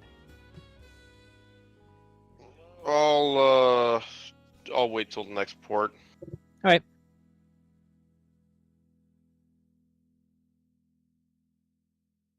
As you guys head out, Eric's, for your time, you have been charged 2 gold pieces and 17 silver pieces for taking up the spots on the dock. Oh, how long were we here? About 3 days. Well, all I can really say about Infel was he was making regular trips to the hospital to contribute in the sickness, and then probably just spending more time with Cell. Absolutely. Go ahead and roll medicine. I mean, with assisting with lay on hands and Then, spell slots. I mean, eventually that would dry up. I mean, yes, but it's also been 3 days. They come back. Yes, but like per day. There Yeah. are some things where you don't need to use that, and perhaps it'd be more efficient. But if you want to just do that, head out when No. you're dry and then come back, that's fine. All right. Will contribute. I'm just saying it's help. Oh my. See? He's a good nurse, I guess. Exactly. You use your medical expertise to contribute more than your lay on hands would. Tending to patients, seeing that the sick get proper treatment, and in fact, it seems that you've helped to curb the tide that was piling up inside the city's medical center, the healing ward. Excellent. I'm giving a good name to paladins once more. You Hey, Bill, feel a very cooling, calm embrace of Saloon, as it seems that she has liked your actions. What were you saying, Likely. Cobalt? That reminds me. Didn't you say that there might have been a teleportation circle? Yes. Go ahead and roll investigation to try to weasel it out. Well, I'm with him, so I guess he's probably fine. I'm probably good. You do actually manage to get in the presence of one. However, you don't really have the time to. Well, he's already I seen guess- it, so it's committed to memory. He just has to write it down. Correct. It is true. I remember it for 30 days now. As you were taking a tour of a shipbuilding factory where you believe the ruin was, you actually do manage to get a glimpse of it. It was covered in grass in one of the courtyards, but it was unmistakable. Sweet. I'm gonna make sure I write it down to my spell book if I have free time. All right. I believe I need about 10 minutes of research on it, or like studying of it to commit it to. Yeah, but you're, you know. Yeah. Okay. Yeah. I mean, I'm still gonna write it down because 30 Fine. days will end eventually. All right. Oh, it's 1 minute. So, with everything taken care of, you guys set sail again. The harbor administrator giving you a brief wave and a bow before leaving to do his various other duties. Where to?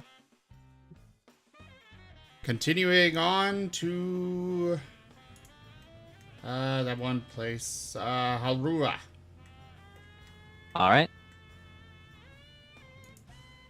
Obviously might stop somewhere along the way, but for now that's our goal. All right. The small brigade of pirates that was just outside the harbor has disappeared. And in its place is a steady stream of merchant vessels, harbor patrol, various other pleasure craft. What's this place called again, Dova? This is Del Thuntal. Del Thuntal? Yes. It is where the pin is. Okay.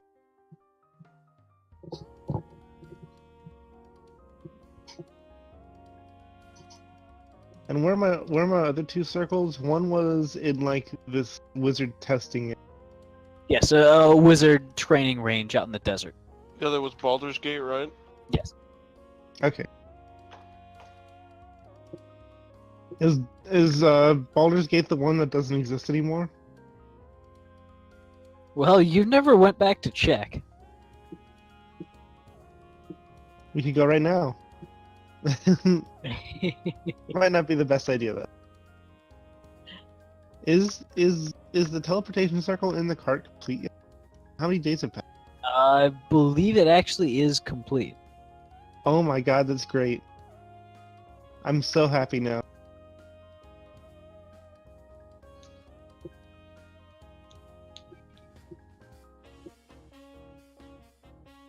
So when Cobalt finally does it for the final day, he's gonna excitedly tell everyone that we finally have our own teleportation circle. And he's gonna give out drawings to everyone, even though they won't be able to do anything with the information. How many pieces of paper do you have? I have 20 sheets of parchment still. Alright, I'm guessing you like cut those up to give like little drawings. Yes. Alright. As you hand out drawings to anyone who will take them. Oh, well, I meant just to our guys. Our team. Oh, okay. Not to randos. Jeez, like, yeah, okay. Rock pass you on his head. Cobalt smiles a lot. Really big.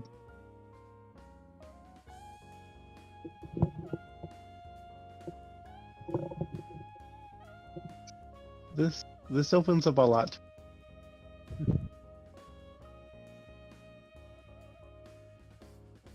As you guys get underway, a few days pass without much change at all. Eric's, Yes. with your ability and with your access to druidic magics, you spend about 10-20 minutes a day just looking over the weather forecast for the next day. You're aware that a storm is coming, a quite big one. And it doesn't seem that you'll be able to get out of the way.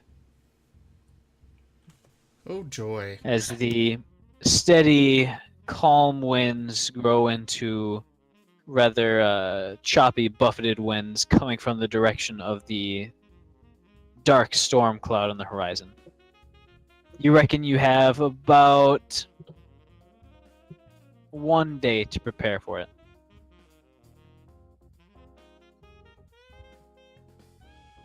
Well, I will. What does Cobalt, everybody I do? gave you 100 platinum. Oh, I didn't use 100 platinum. I just used 100. I just needed 100 gold. No, Wait. you needed over 50 platinum. You're right. Right. So I gave Okay. you 100 platinum just to leave you with some Uh, extra. I don't have 100 platinum to give you back. I mean, I'll take the 100 gold, but I mean, it's something. That's what I have right now.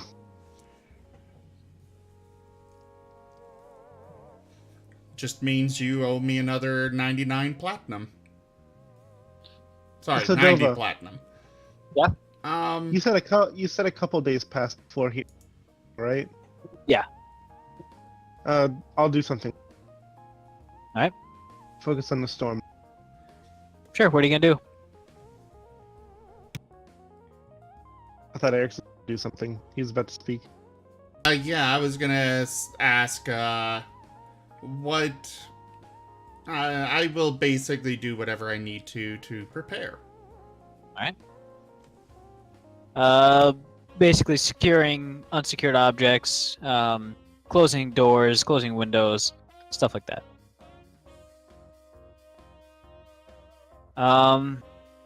You also do something kind of crude, but a lot of people do this in the industry. You get a rather large, strong rope and tie it around the mast connected to the steering tiller with a loop around the other end, which you use to quite literally tie Gort to the wheel. It's a Yeah, standard that's- procedure. Yeah. Even how crude it might sound. Gort is not enthused at the start, but as soon as the wind starts to pick up, he kind of tightens the rope a little bit.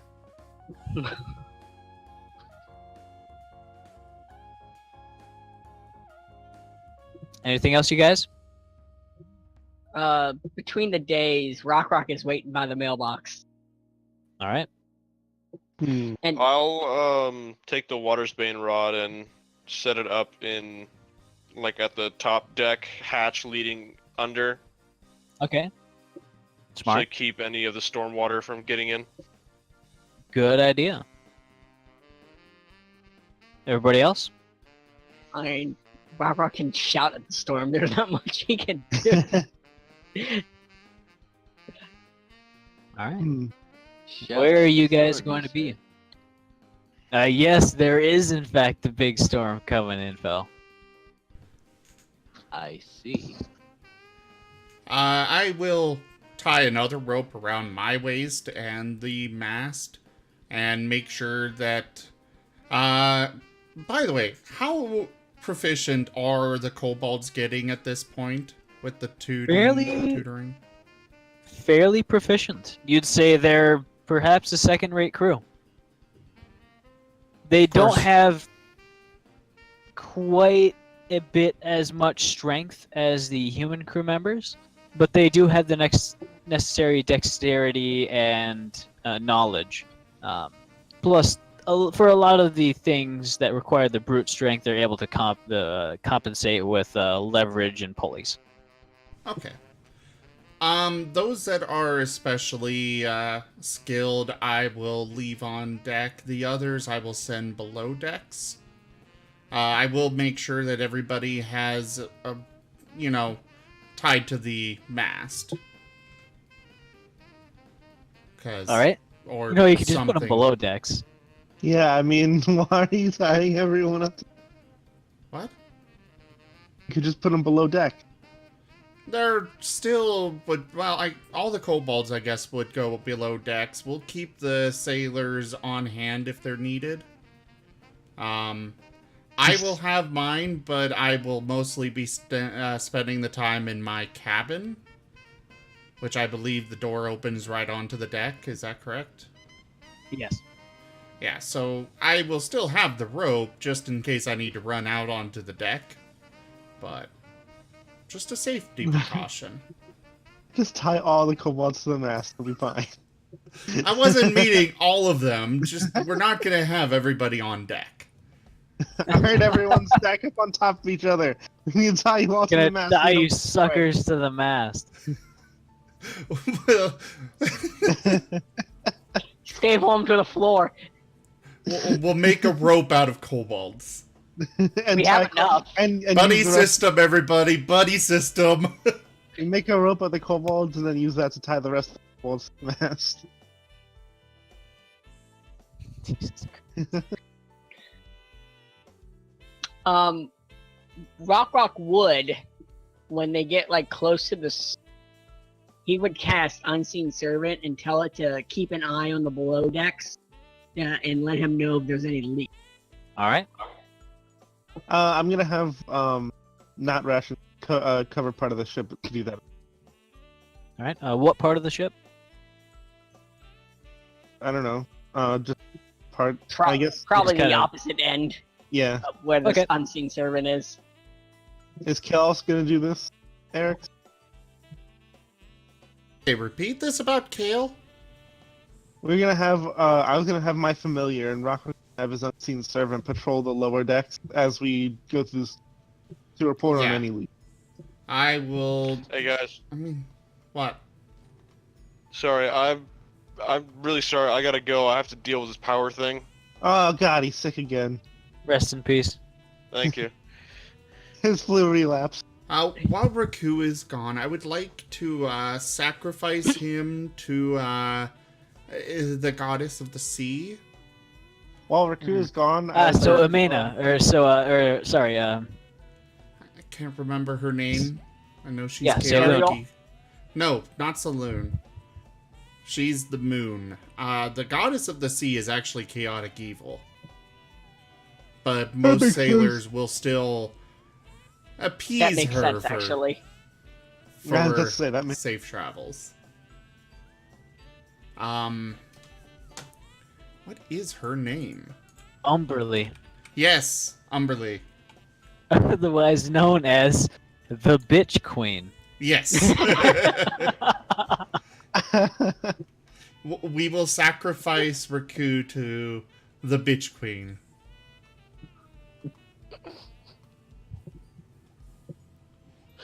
Yeah, before you do that, I'm gonna have to ask if Saloon would have a problem with that. But Saloon isn't the goddess of the sea. She's just the moon.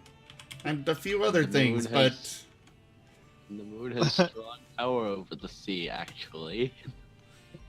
Power of the tide. True. So, we would more want to appease Umberly over Saloon. so it's Umberly's landlord. Hmm, No. yes. I'm kidding. Saloon just has influence over the tide. So, partially. Also, a strong, disapproving stare that lasts all night. You wouldn't believe it. So, typical woman? I mean, what? Yeah. Oh. Rude. So, A moonbeam fires down and destroys the ship. you hear Saloon respond. Oh no. This is all out of character. We wouldn't even be having this discussion because there's no way I would be actually sacrificing my brother to anyone. Jeez. You will endure, champion. I I hope have so. faith in you, and such you must have faith in yourself. For this is a machination of someone who I must not name. Oh. I'll be ready then. I believe you will. I will assist in any way that I am able to, but I cannot guarantee anything.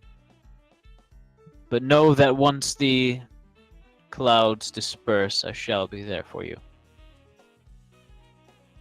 I understand. We shall preserve through the storm. You sense Quiet her again. attention. You sense her attention go elsewhere. All right then. So Dova. Yeah?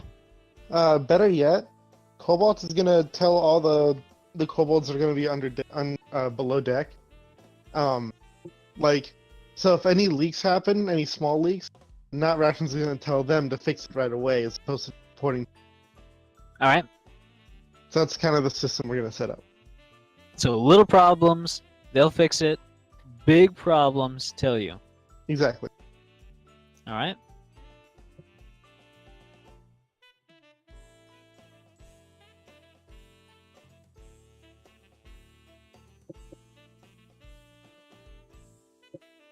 I guess we can just. We'll just go without him. Rock's Alright. watering his plant while he waits for the storm. With what? He's Because I'm not sure you have any water left for it. improvising. All right, you're gonna take. How self-sacrificing do you feel, especially with that tenant?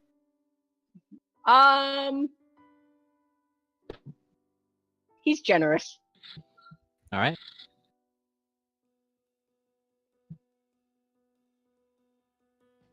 A single point of necrotic damage. Alright. That makes sense. That was a D12. Rocker just kind of grips his chest. He's like, "Oh, that's fair." It's like a paper cut. Feel very woozy. What? Very slightly woozy. What just happened? Rock's watering his plant. Ah, Cobalt's gonna And fire him. For those of you in the stream, the plant is what looks to be kind of a normal bonsai tree, except it's made of ligaments and bits of intestine. He's feeding it blood. His own. Oh, Blood. I imagine. Anyway, He takes very good of the things he cares about, Yes.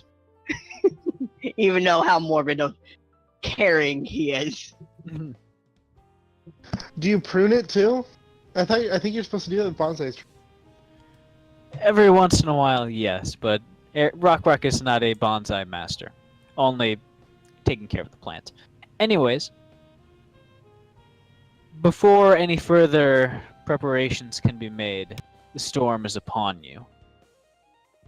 The rolling chop of the seas transformed into a almost mountainscape of valleys and ridges. The waves continuously jostling and rocking the boat, going nearly 45 degrees in either direction.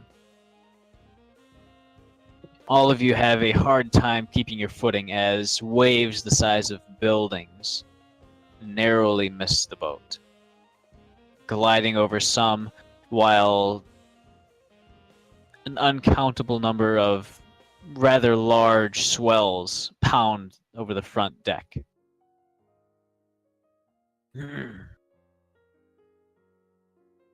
dexterity saving throws.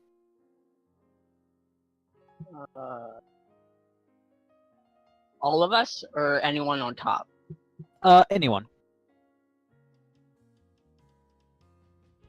So everyone on top, or I'm Everyone. Rock's backflipping. I mean, I'm sitting in my chair, but All right. I still need one from Infel. No, dexterity check. Right. Dexterity check or save? Save. Okay. That's the right amount.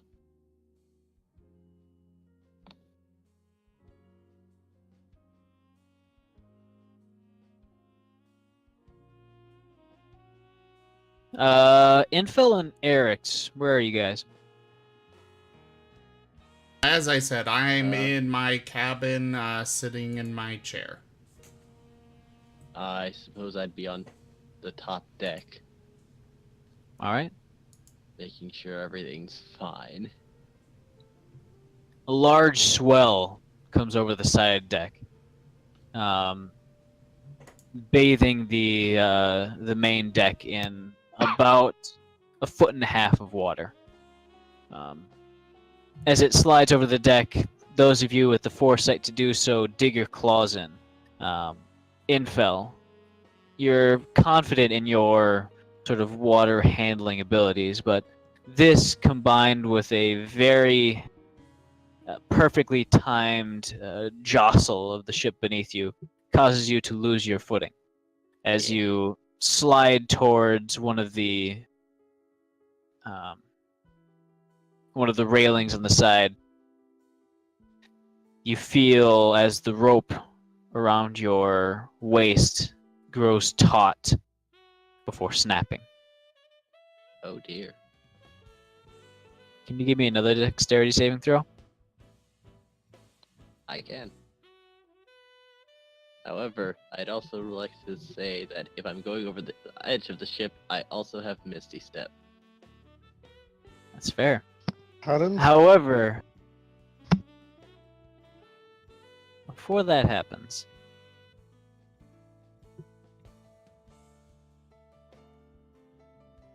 you hear the creak of wood. You're not sure where it comes from as you take, 8 points of piercing damage. 3 of it from the splinters of the railing as you plummet through it, and 5 from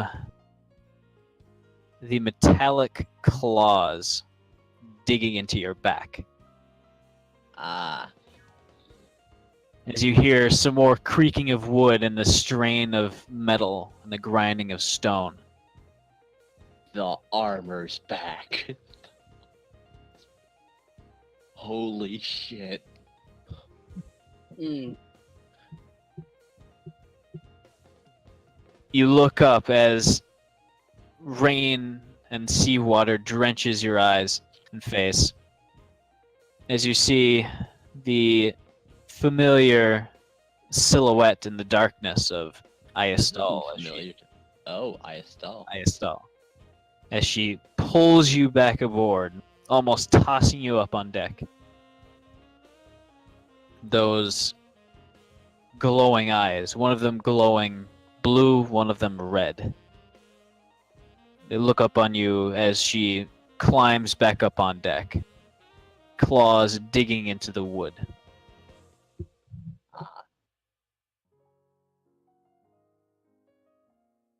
As all of you see now, none of you really hear it, but you saw as Infel slid off the deck in a split second and was thrown back by something.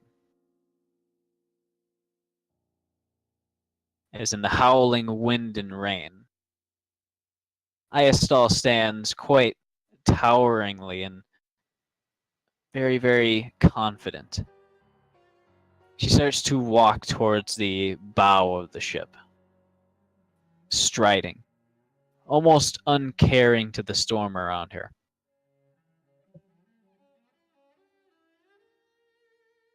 Oh, did I say bow? I meant stern. Ah, that makes more sense. Ah, yes, I know exactly what you're talking about. The ass of the ship. How about that? Huh. Of the ass obliterator. ASS.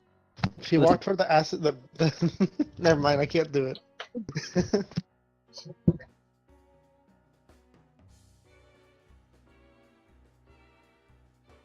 Eric's, as you're trying to right yourself, some of the books just kind of falling off of the shelf and smacking you in the head.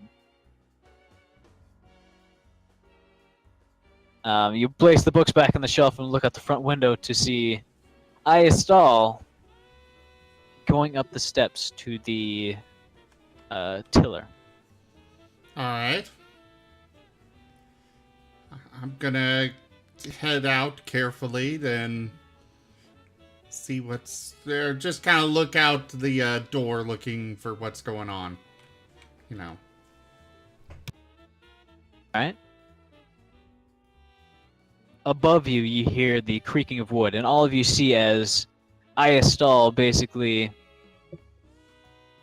cuts the rope of Gort, sort of picks it up by that rope, and very gently tosses it down just in front of your door, Eric's. As Gort kind of rubs the back of his head, slowly gets up and kind of presses himself against the door, wind and rain buffeting against him. I will pull him in. He is completely soaked. He's been standing out there ever since the storm began, and he seems to be glad to be relieved. I'll grab one of the blankets off my bed and wrap it around him before I head out to... I'm going to carefully look out, because I do actually want to get a look at what she's... I'm going to look out and keep an eye on what she's doing just to learn. Alright. It's dangerous, but, well, gotta learn eventually, right? Well, she's directly above you, so you would have to actually leave the captain's quarters. Yeah, to that's see what her. I meant. Okay. Sorry. As you start to slowly and very, very carefully make your way up, managing to barely stay upright and moving in the intense winds and rain. I would have left my hat behind, by the way. Just throwing that out there. Okay. Well, hey, then Dova. again, I mean, the hat would have little holes for my horns, and my horns probably could hold it in place pretty well, but... It is true. Go ahead, Cobalt. Just so you know, Cobalt's gonna be also on the main deck to be sort of like a rescue team if anyone falls off the ship, because Cobalt's one of the few people who can actually do that pretty well. Alright. Very well. Infel, are you timing yourself back up again? Yes. That Alright. would be the smart course of action. Alright, you Oh, take yeah. the frayed off end that snapped and do a whatever knot is required to tie two ends of a rope back to each other. I know Cobalt there is- is. He's also tied up. Alright. Luckily, that doesn't inhibit him in any way. At all. I mean, going into the ethereal plane would probably just cause him to explode at this point due to the amount of motion and just commotion. Well, the ethereal plane's not an issue. I don't plan on blinking. We can just go into that whenever now, to that cloak. That's the astral plane. Alright. That's entirely different. I believe so, I think. Alright. Eric, as you make your way up, you see that Ayestal has planted herself firmly just in front of just behind the tiller. And is making some rather violent control inputs, almost swinging it to the stops every single time that she turns the wheel. As she sees you approach, she looks at you for a moment, then back to the front, saying,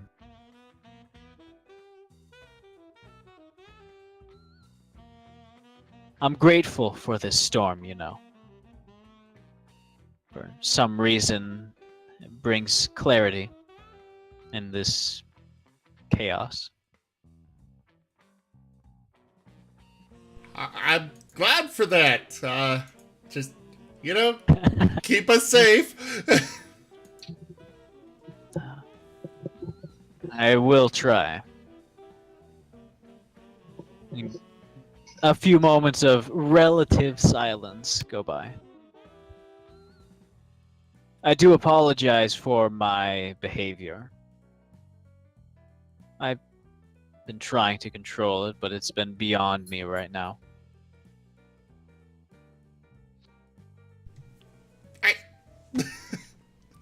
Erickson just has through his head, like, this really isn't the time for such a conversation, but don't want to upset the person that's currently driving the ship. As you're thinking, she throws it all the way to port again. For the record, I'm holding on tight to the railing. Okay, that's good because as you're on the right side of the ship, as she's turning the left all the way to the left. So there's a slight leaning as the ship very slightly leans. It's not as much as before on flat water, and you can see exactly why. Out of the almost pure darkness, a wave almost as high as the mast itself swoops almost silently just to your right, maybe 10 feet from you.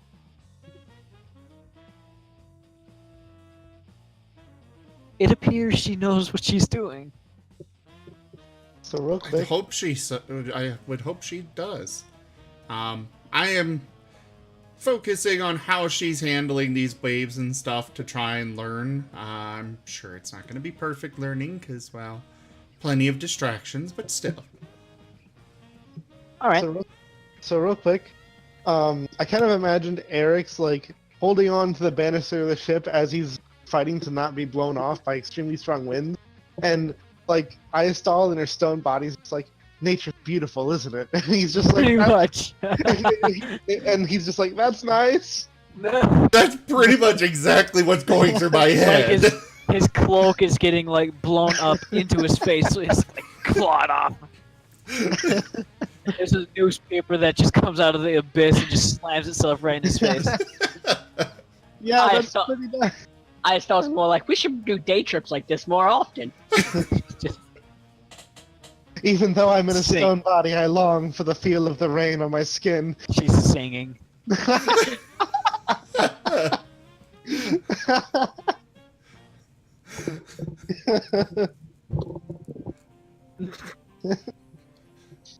He's kind of just spluttering from the some of the water getting in his mouth and stuff, and coughing a bit, but still trying to keep an eye on and see what she does and so on. All right. But yeah, that you continue to try to do that.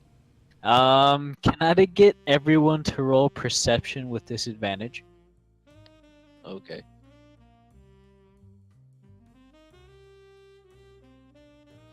How many people are close to me? I believe you have Rock and Cobalt currently tied to the mast. Raku is below decks, supervising some of the kobolds. I see. And Trying to make soup. And Rock has his unseen servant downstairs too. Rock. Yep. Oh, Infel, could you give me a perception check with disadvantage? Hold on, I think Fantasy Grounds is crashing on me. Because I can't click anything anymore. All right, I'll roll for you. Wow, that's a really good saving throw for that. Oh, there you go. That's That- Cobalt. Yeah, that roll is for not ration in rat form. What did I get? I can't.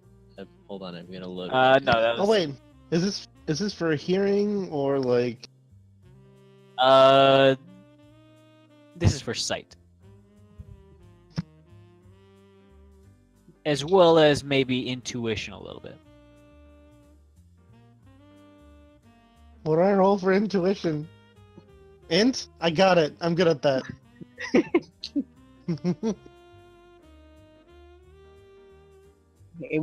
Wouldn't it be insight for intuition? I thought insight was. Insight is insight is basically telling, how Read- right is my gut. In some situations, your gut will be telling you something completely different than what your mind tells you. And that's insight. That's going along with your gut.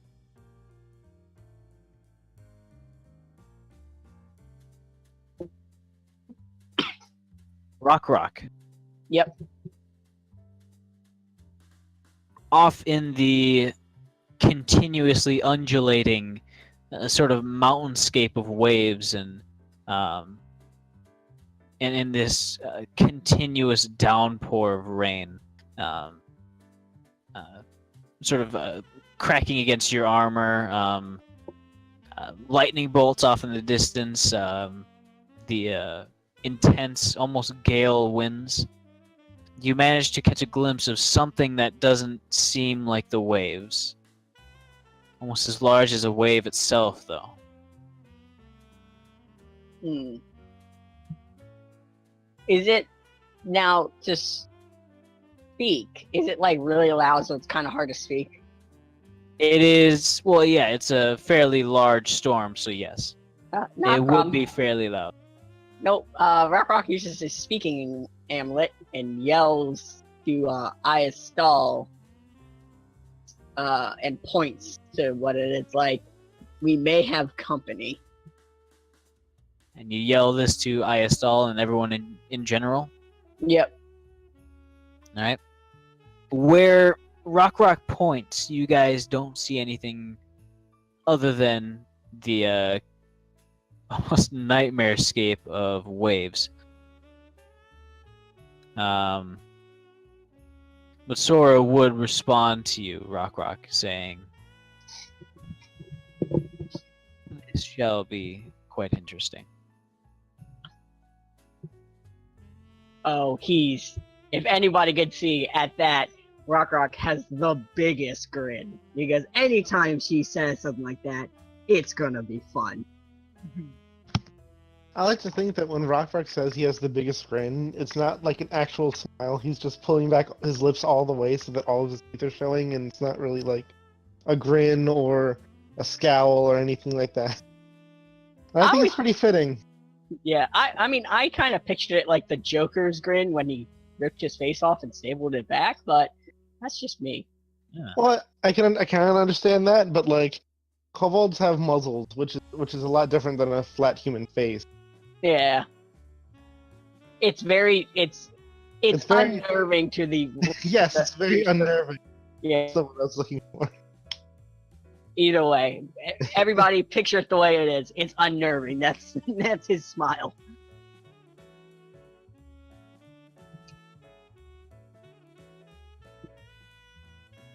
So, the ship creaks and groans as the structure is pushed to its limit.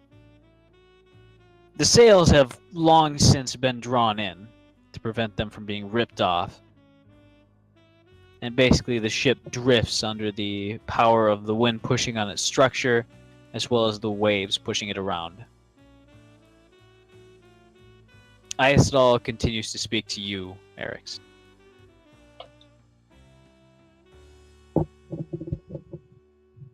Oh joy.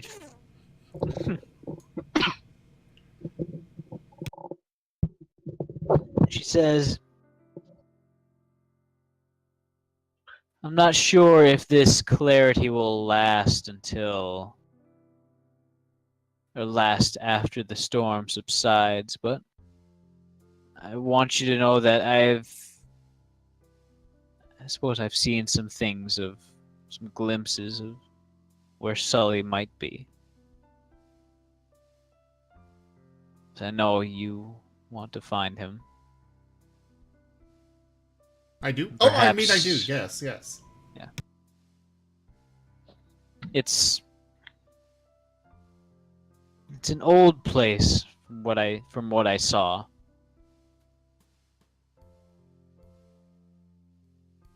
Very, very old. Not as old as those things we punched to death, but still old. And there was someone else there, someone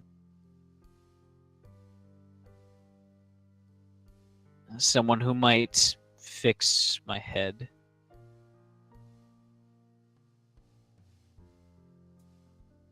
Give me some sort of clarity in that regard.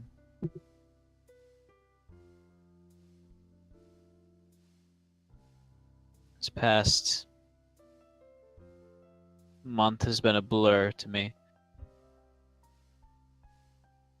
Nothing makes sense, nothing. And she says that, she whips the wheel to the left again.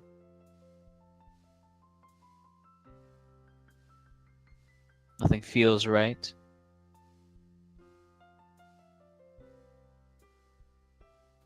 And on top of it all, I'm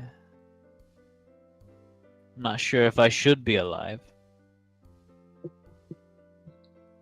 Not sure if I want to be alive. I can't find it in me to end myself.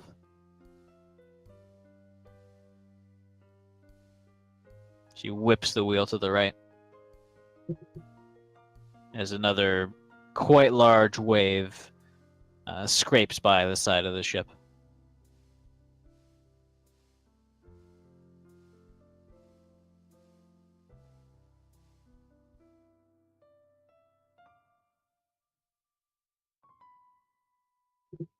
Nevertheless, I guess I'm glad to be of use right now.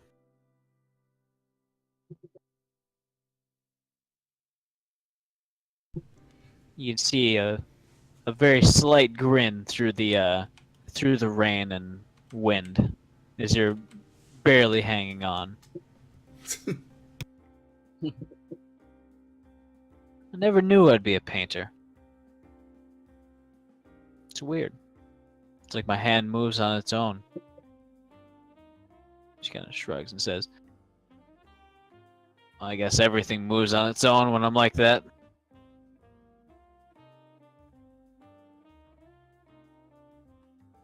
And if I cause trouble, I don't think much will hurt me right now, so don't feel that you need to hold back.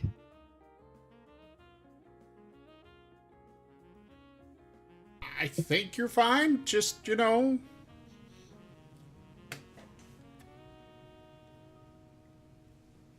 You got a lot that you could do here. That you can help with. Just gotta come and, you know, be part of the rest of us. Yeah, I wish Cobalt was I'd there. want to be. I want to do that. I made you a nice little artist studio gallery place that you can go paint in. Did you? I didn't manage to get into the mansion. Oh, speaking of trouble.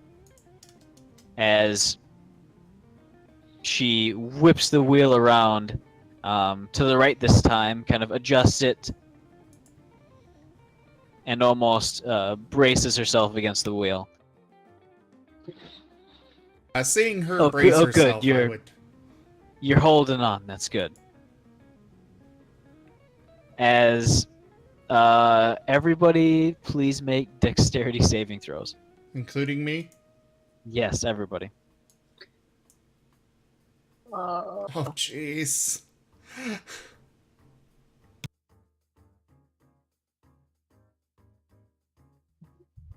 All right, another dexterity check, or save. All right, you're back in. Yes.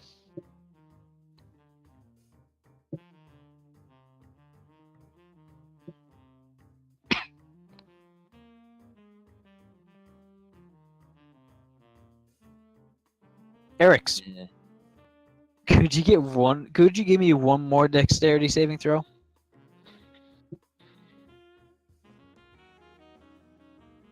Hopefully it's better. It's good enough this time. With a resonating slam, the boat rams into something. Rock. Yep. Actually, no, everyone would hear this. There's the sound of bubbles. Lots and lots of bubbles emitting from something for a moment before a rasping screech fills the air. As something rather big just got rammed by the ship. Rock's bouncing on his toes. With the impact, Eric's, your grasp was actually knocked loose before you were pushed forward by the impact. You managed to catch the outside of the railing as you are now hanging from the railing of the stairwell on the wrong side of the ship. Oh joy! As Cobalt, you would have seen this. He's hanging on the side of the ship? Yeah.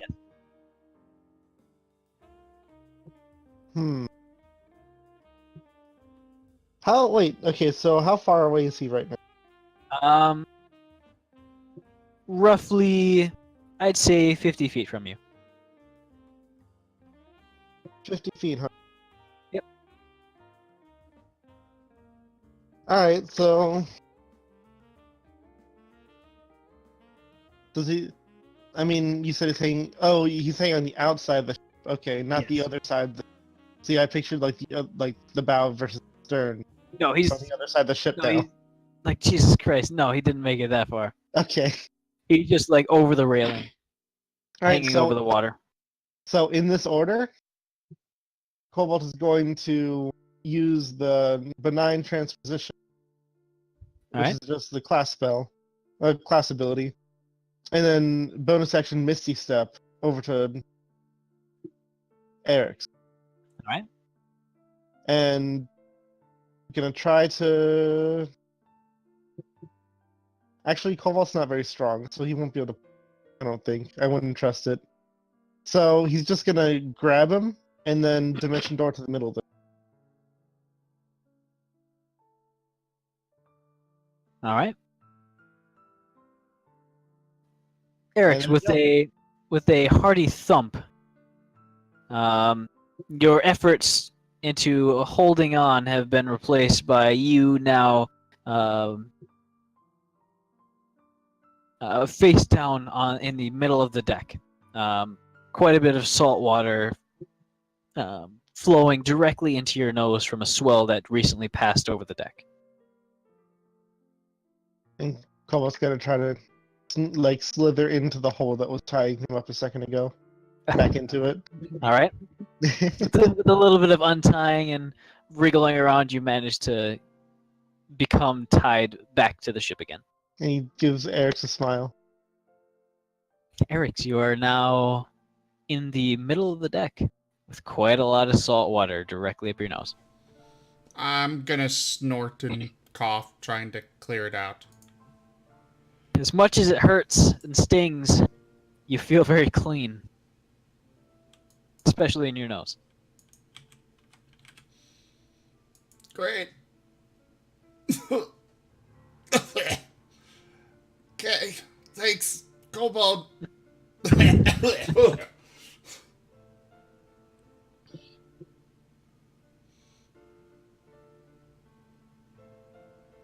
You guys, as you kind of regroup, as you prepare for whatever's coming, you guys eventually see a few small tentacles sort of wiggle their way up onto the deck, sort of snaking around for something. At the current time, there's about 6 of them. They look to be about the size of a rope. Although you can tell they get further, or they get larger as they get closer to the base.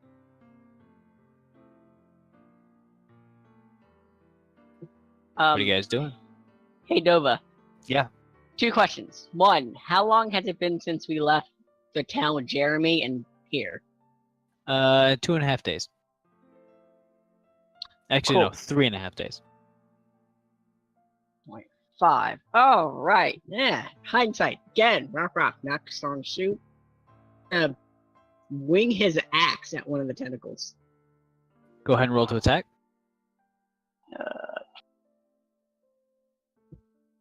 And I'd say he would be getting 1/4 cover because of the conditions. That fucking hits.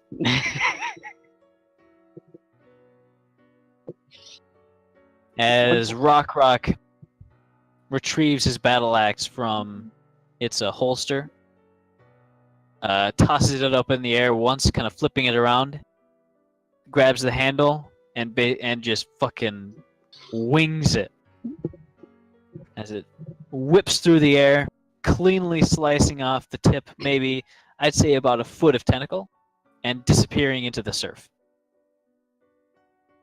And then he calls his axe back. All right.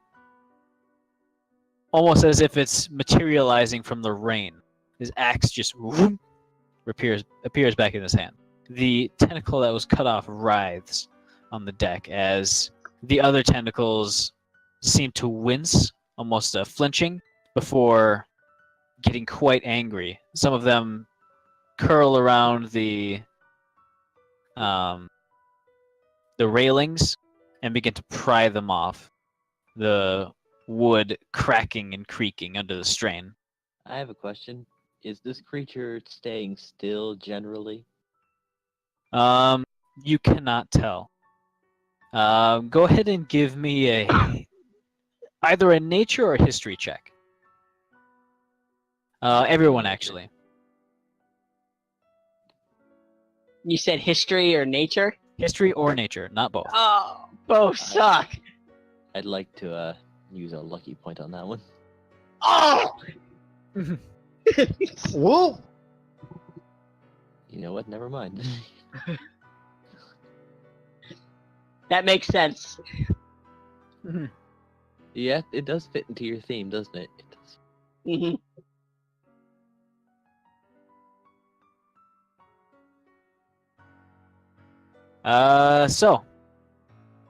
Infill, you want to use that lucky point? No, I'm good. Okay. Rock. It's like an octopus or maybe a squid, but just bigger.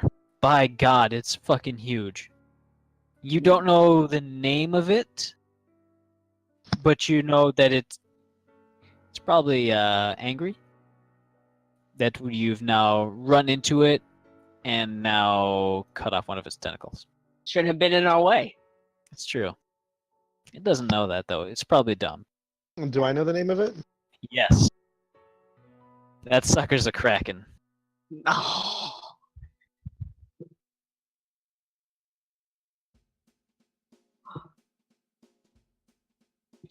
So there's that. I'm gonna let everyone know through message. All right. Rock yells in joy. Like a happy roar. Eric's will groan thinking of all the damage that's probably going to result from this. Rock has always wanted to fight a kraken, but he's not good on the he's never really been on a ship, so it's always been like a long dream. As Eric's body is flapping in the wind, he's just like, "Oh, I just got this ship fixed." Stop blowing holes in my ship. He's gonna be saying actually that Eric's multiple right now. times. He Right. has said that Proper. multiple There you times. He's gonna Right, start proper. shouting out orders for below decks to get to the cannons and such. All right. As you basically tear out your vocal cords by trying to yell in this storm, but the instructions get across, and the kobolds get to work on manning the cannons and preparing to repel the mother of all boarders. It doesn't board the ship. It just, crushes it. Gives the suck to the ship. The bad suck. This is such a bad time for me to give my armor away.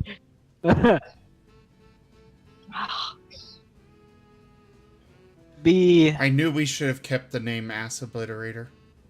Who said Rock ever changed it? Yeah. It's always to him. Well, officially, what is it now? To be determined? No, it's the pending. The pending, yes. The pending. The pending ass blaster.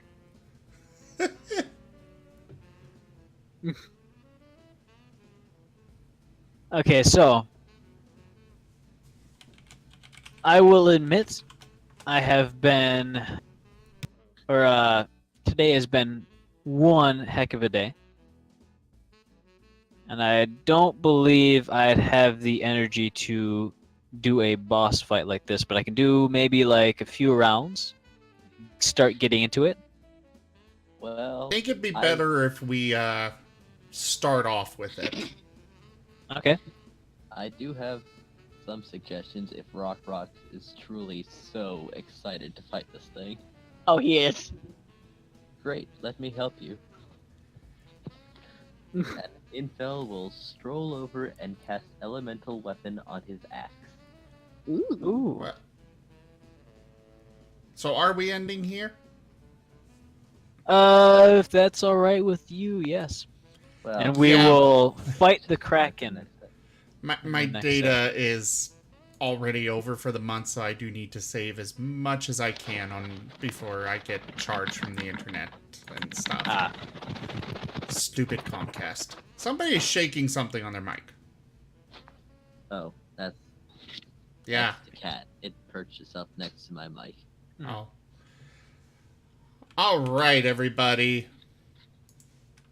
If I can do it the right way. There we go.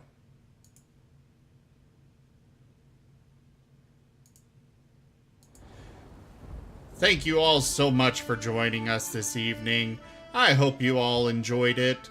That is the end for Rooms and Reptiles, Dungeons and Dragons this week.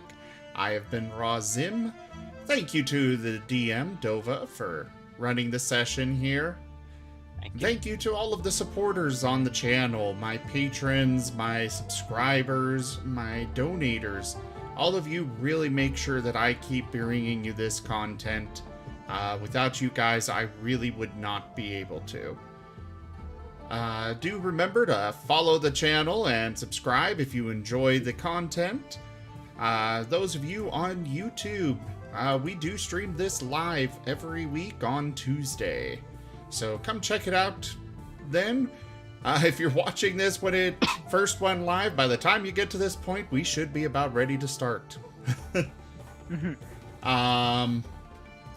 But yeah, thank you all so much for joining, and I bid you all adieu.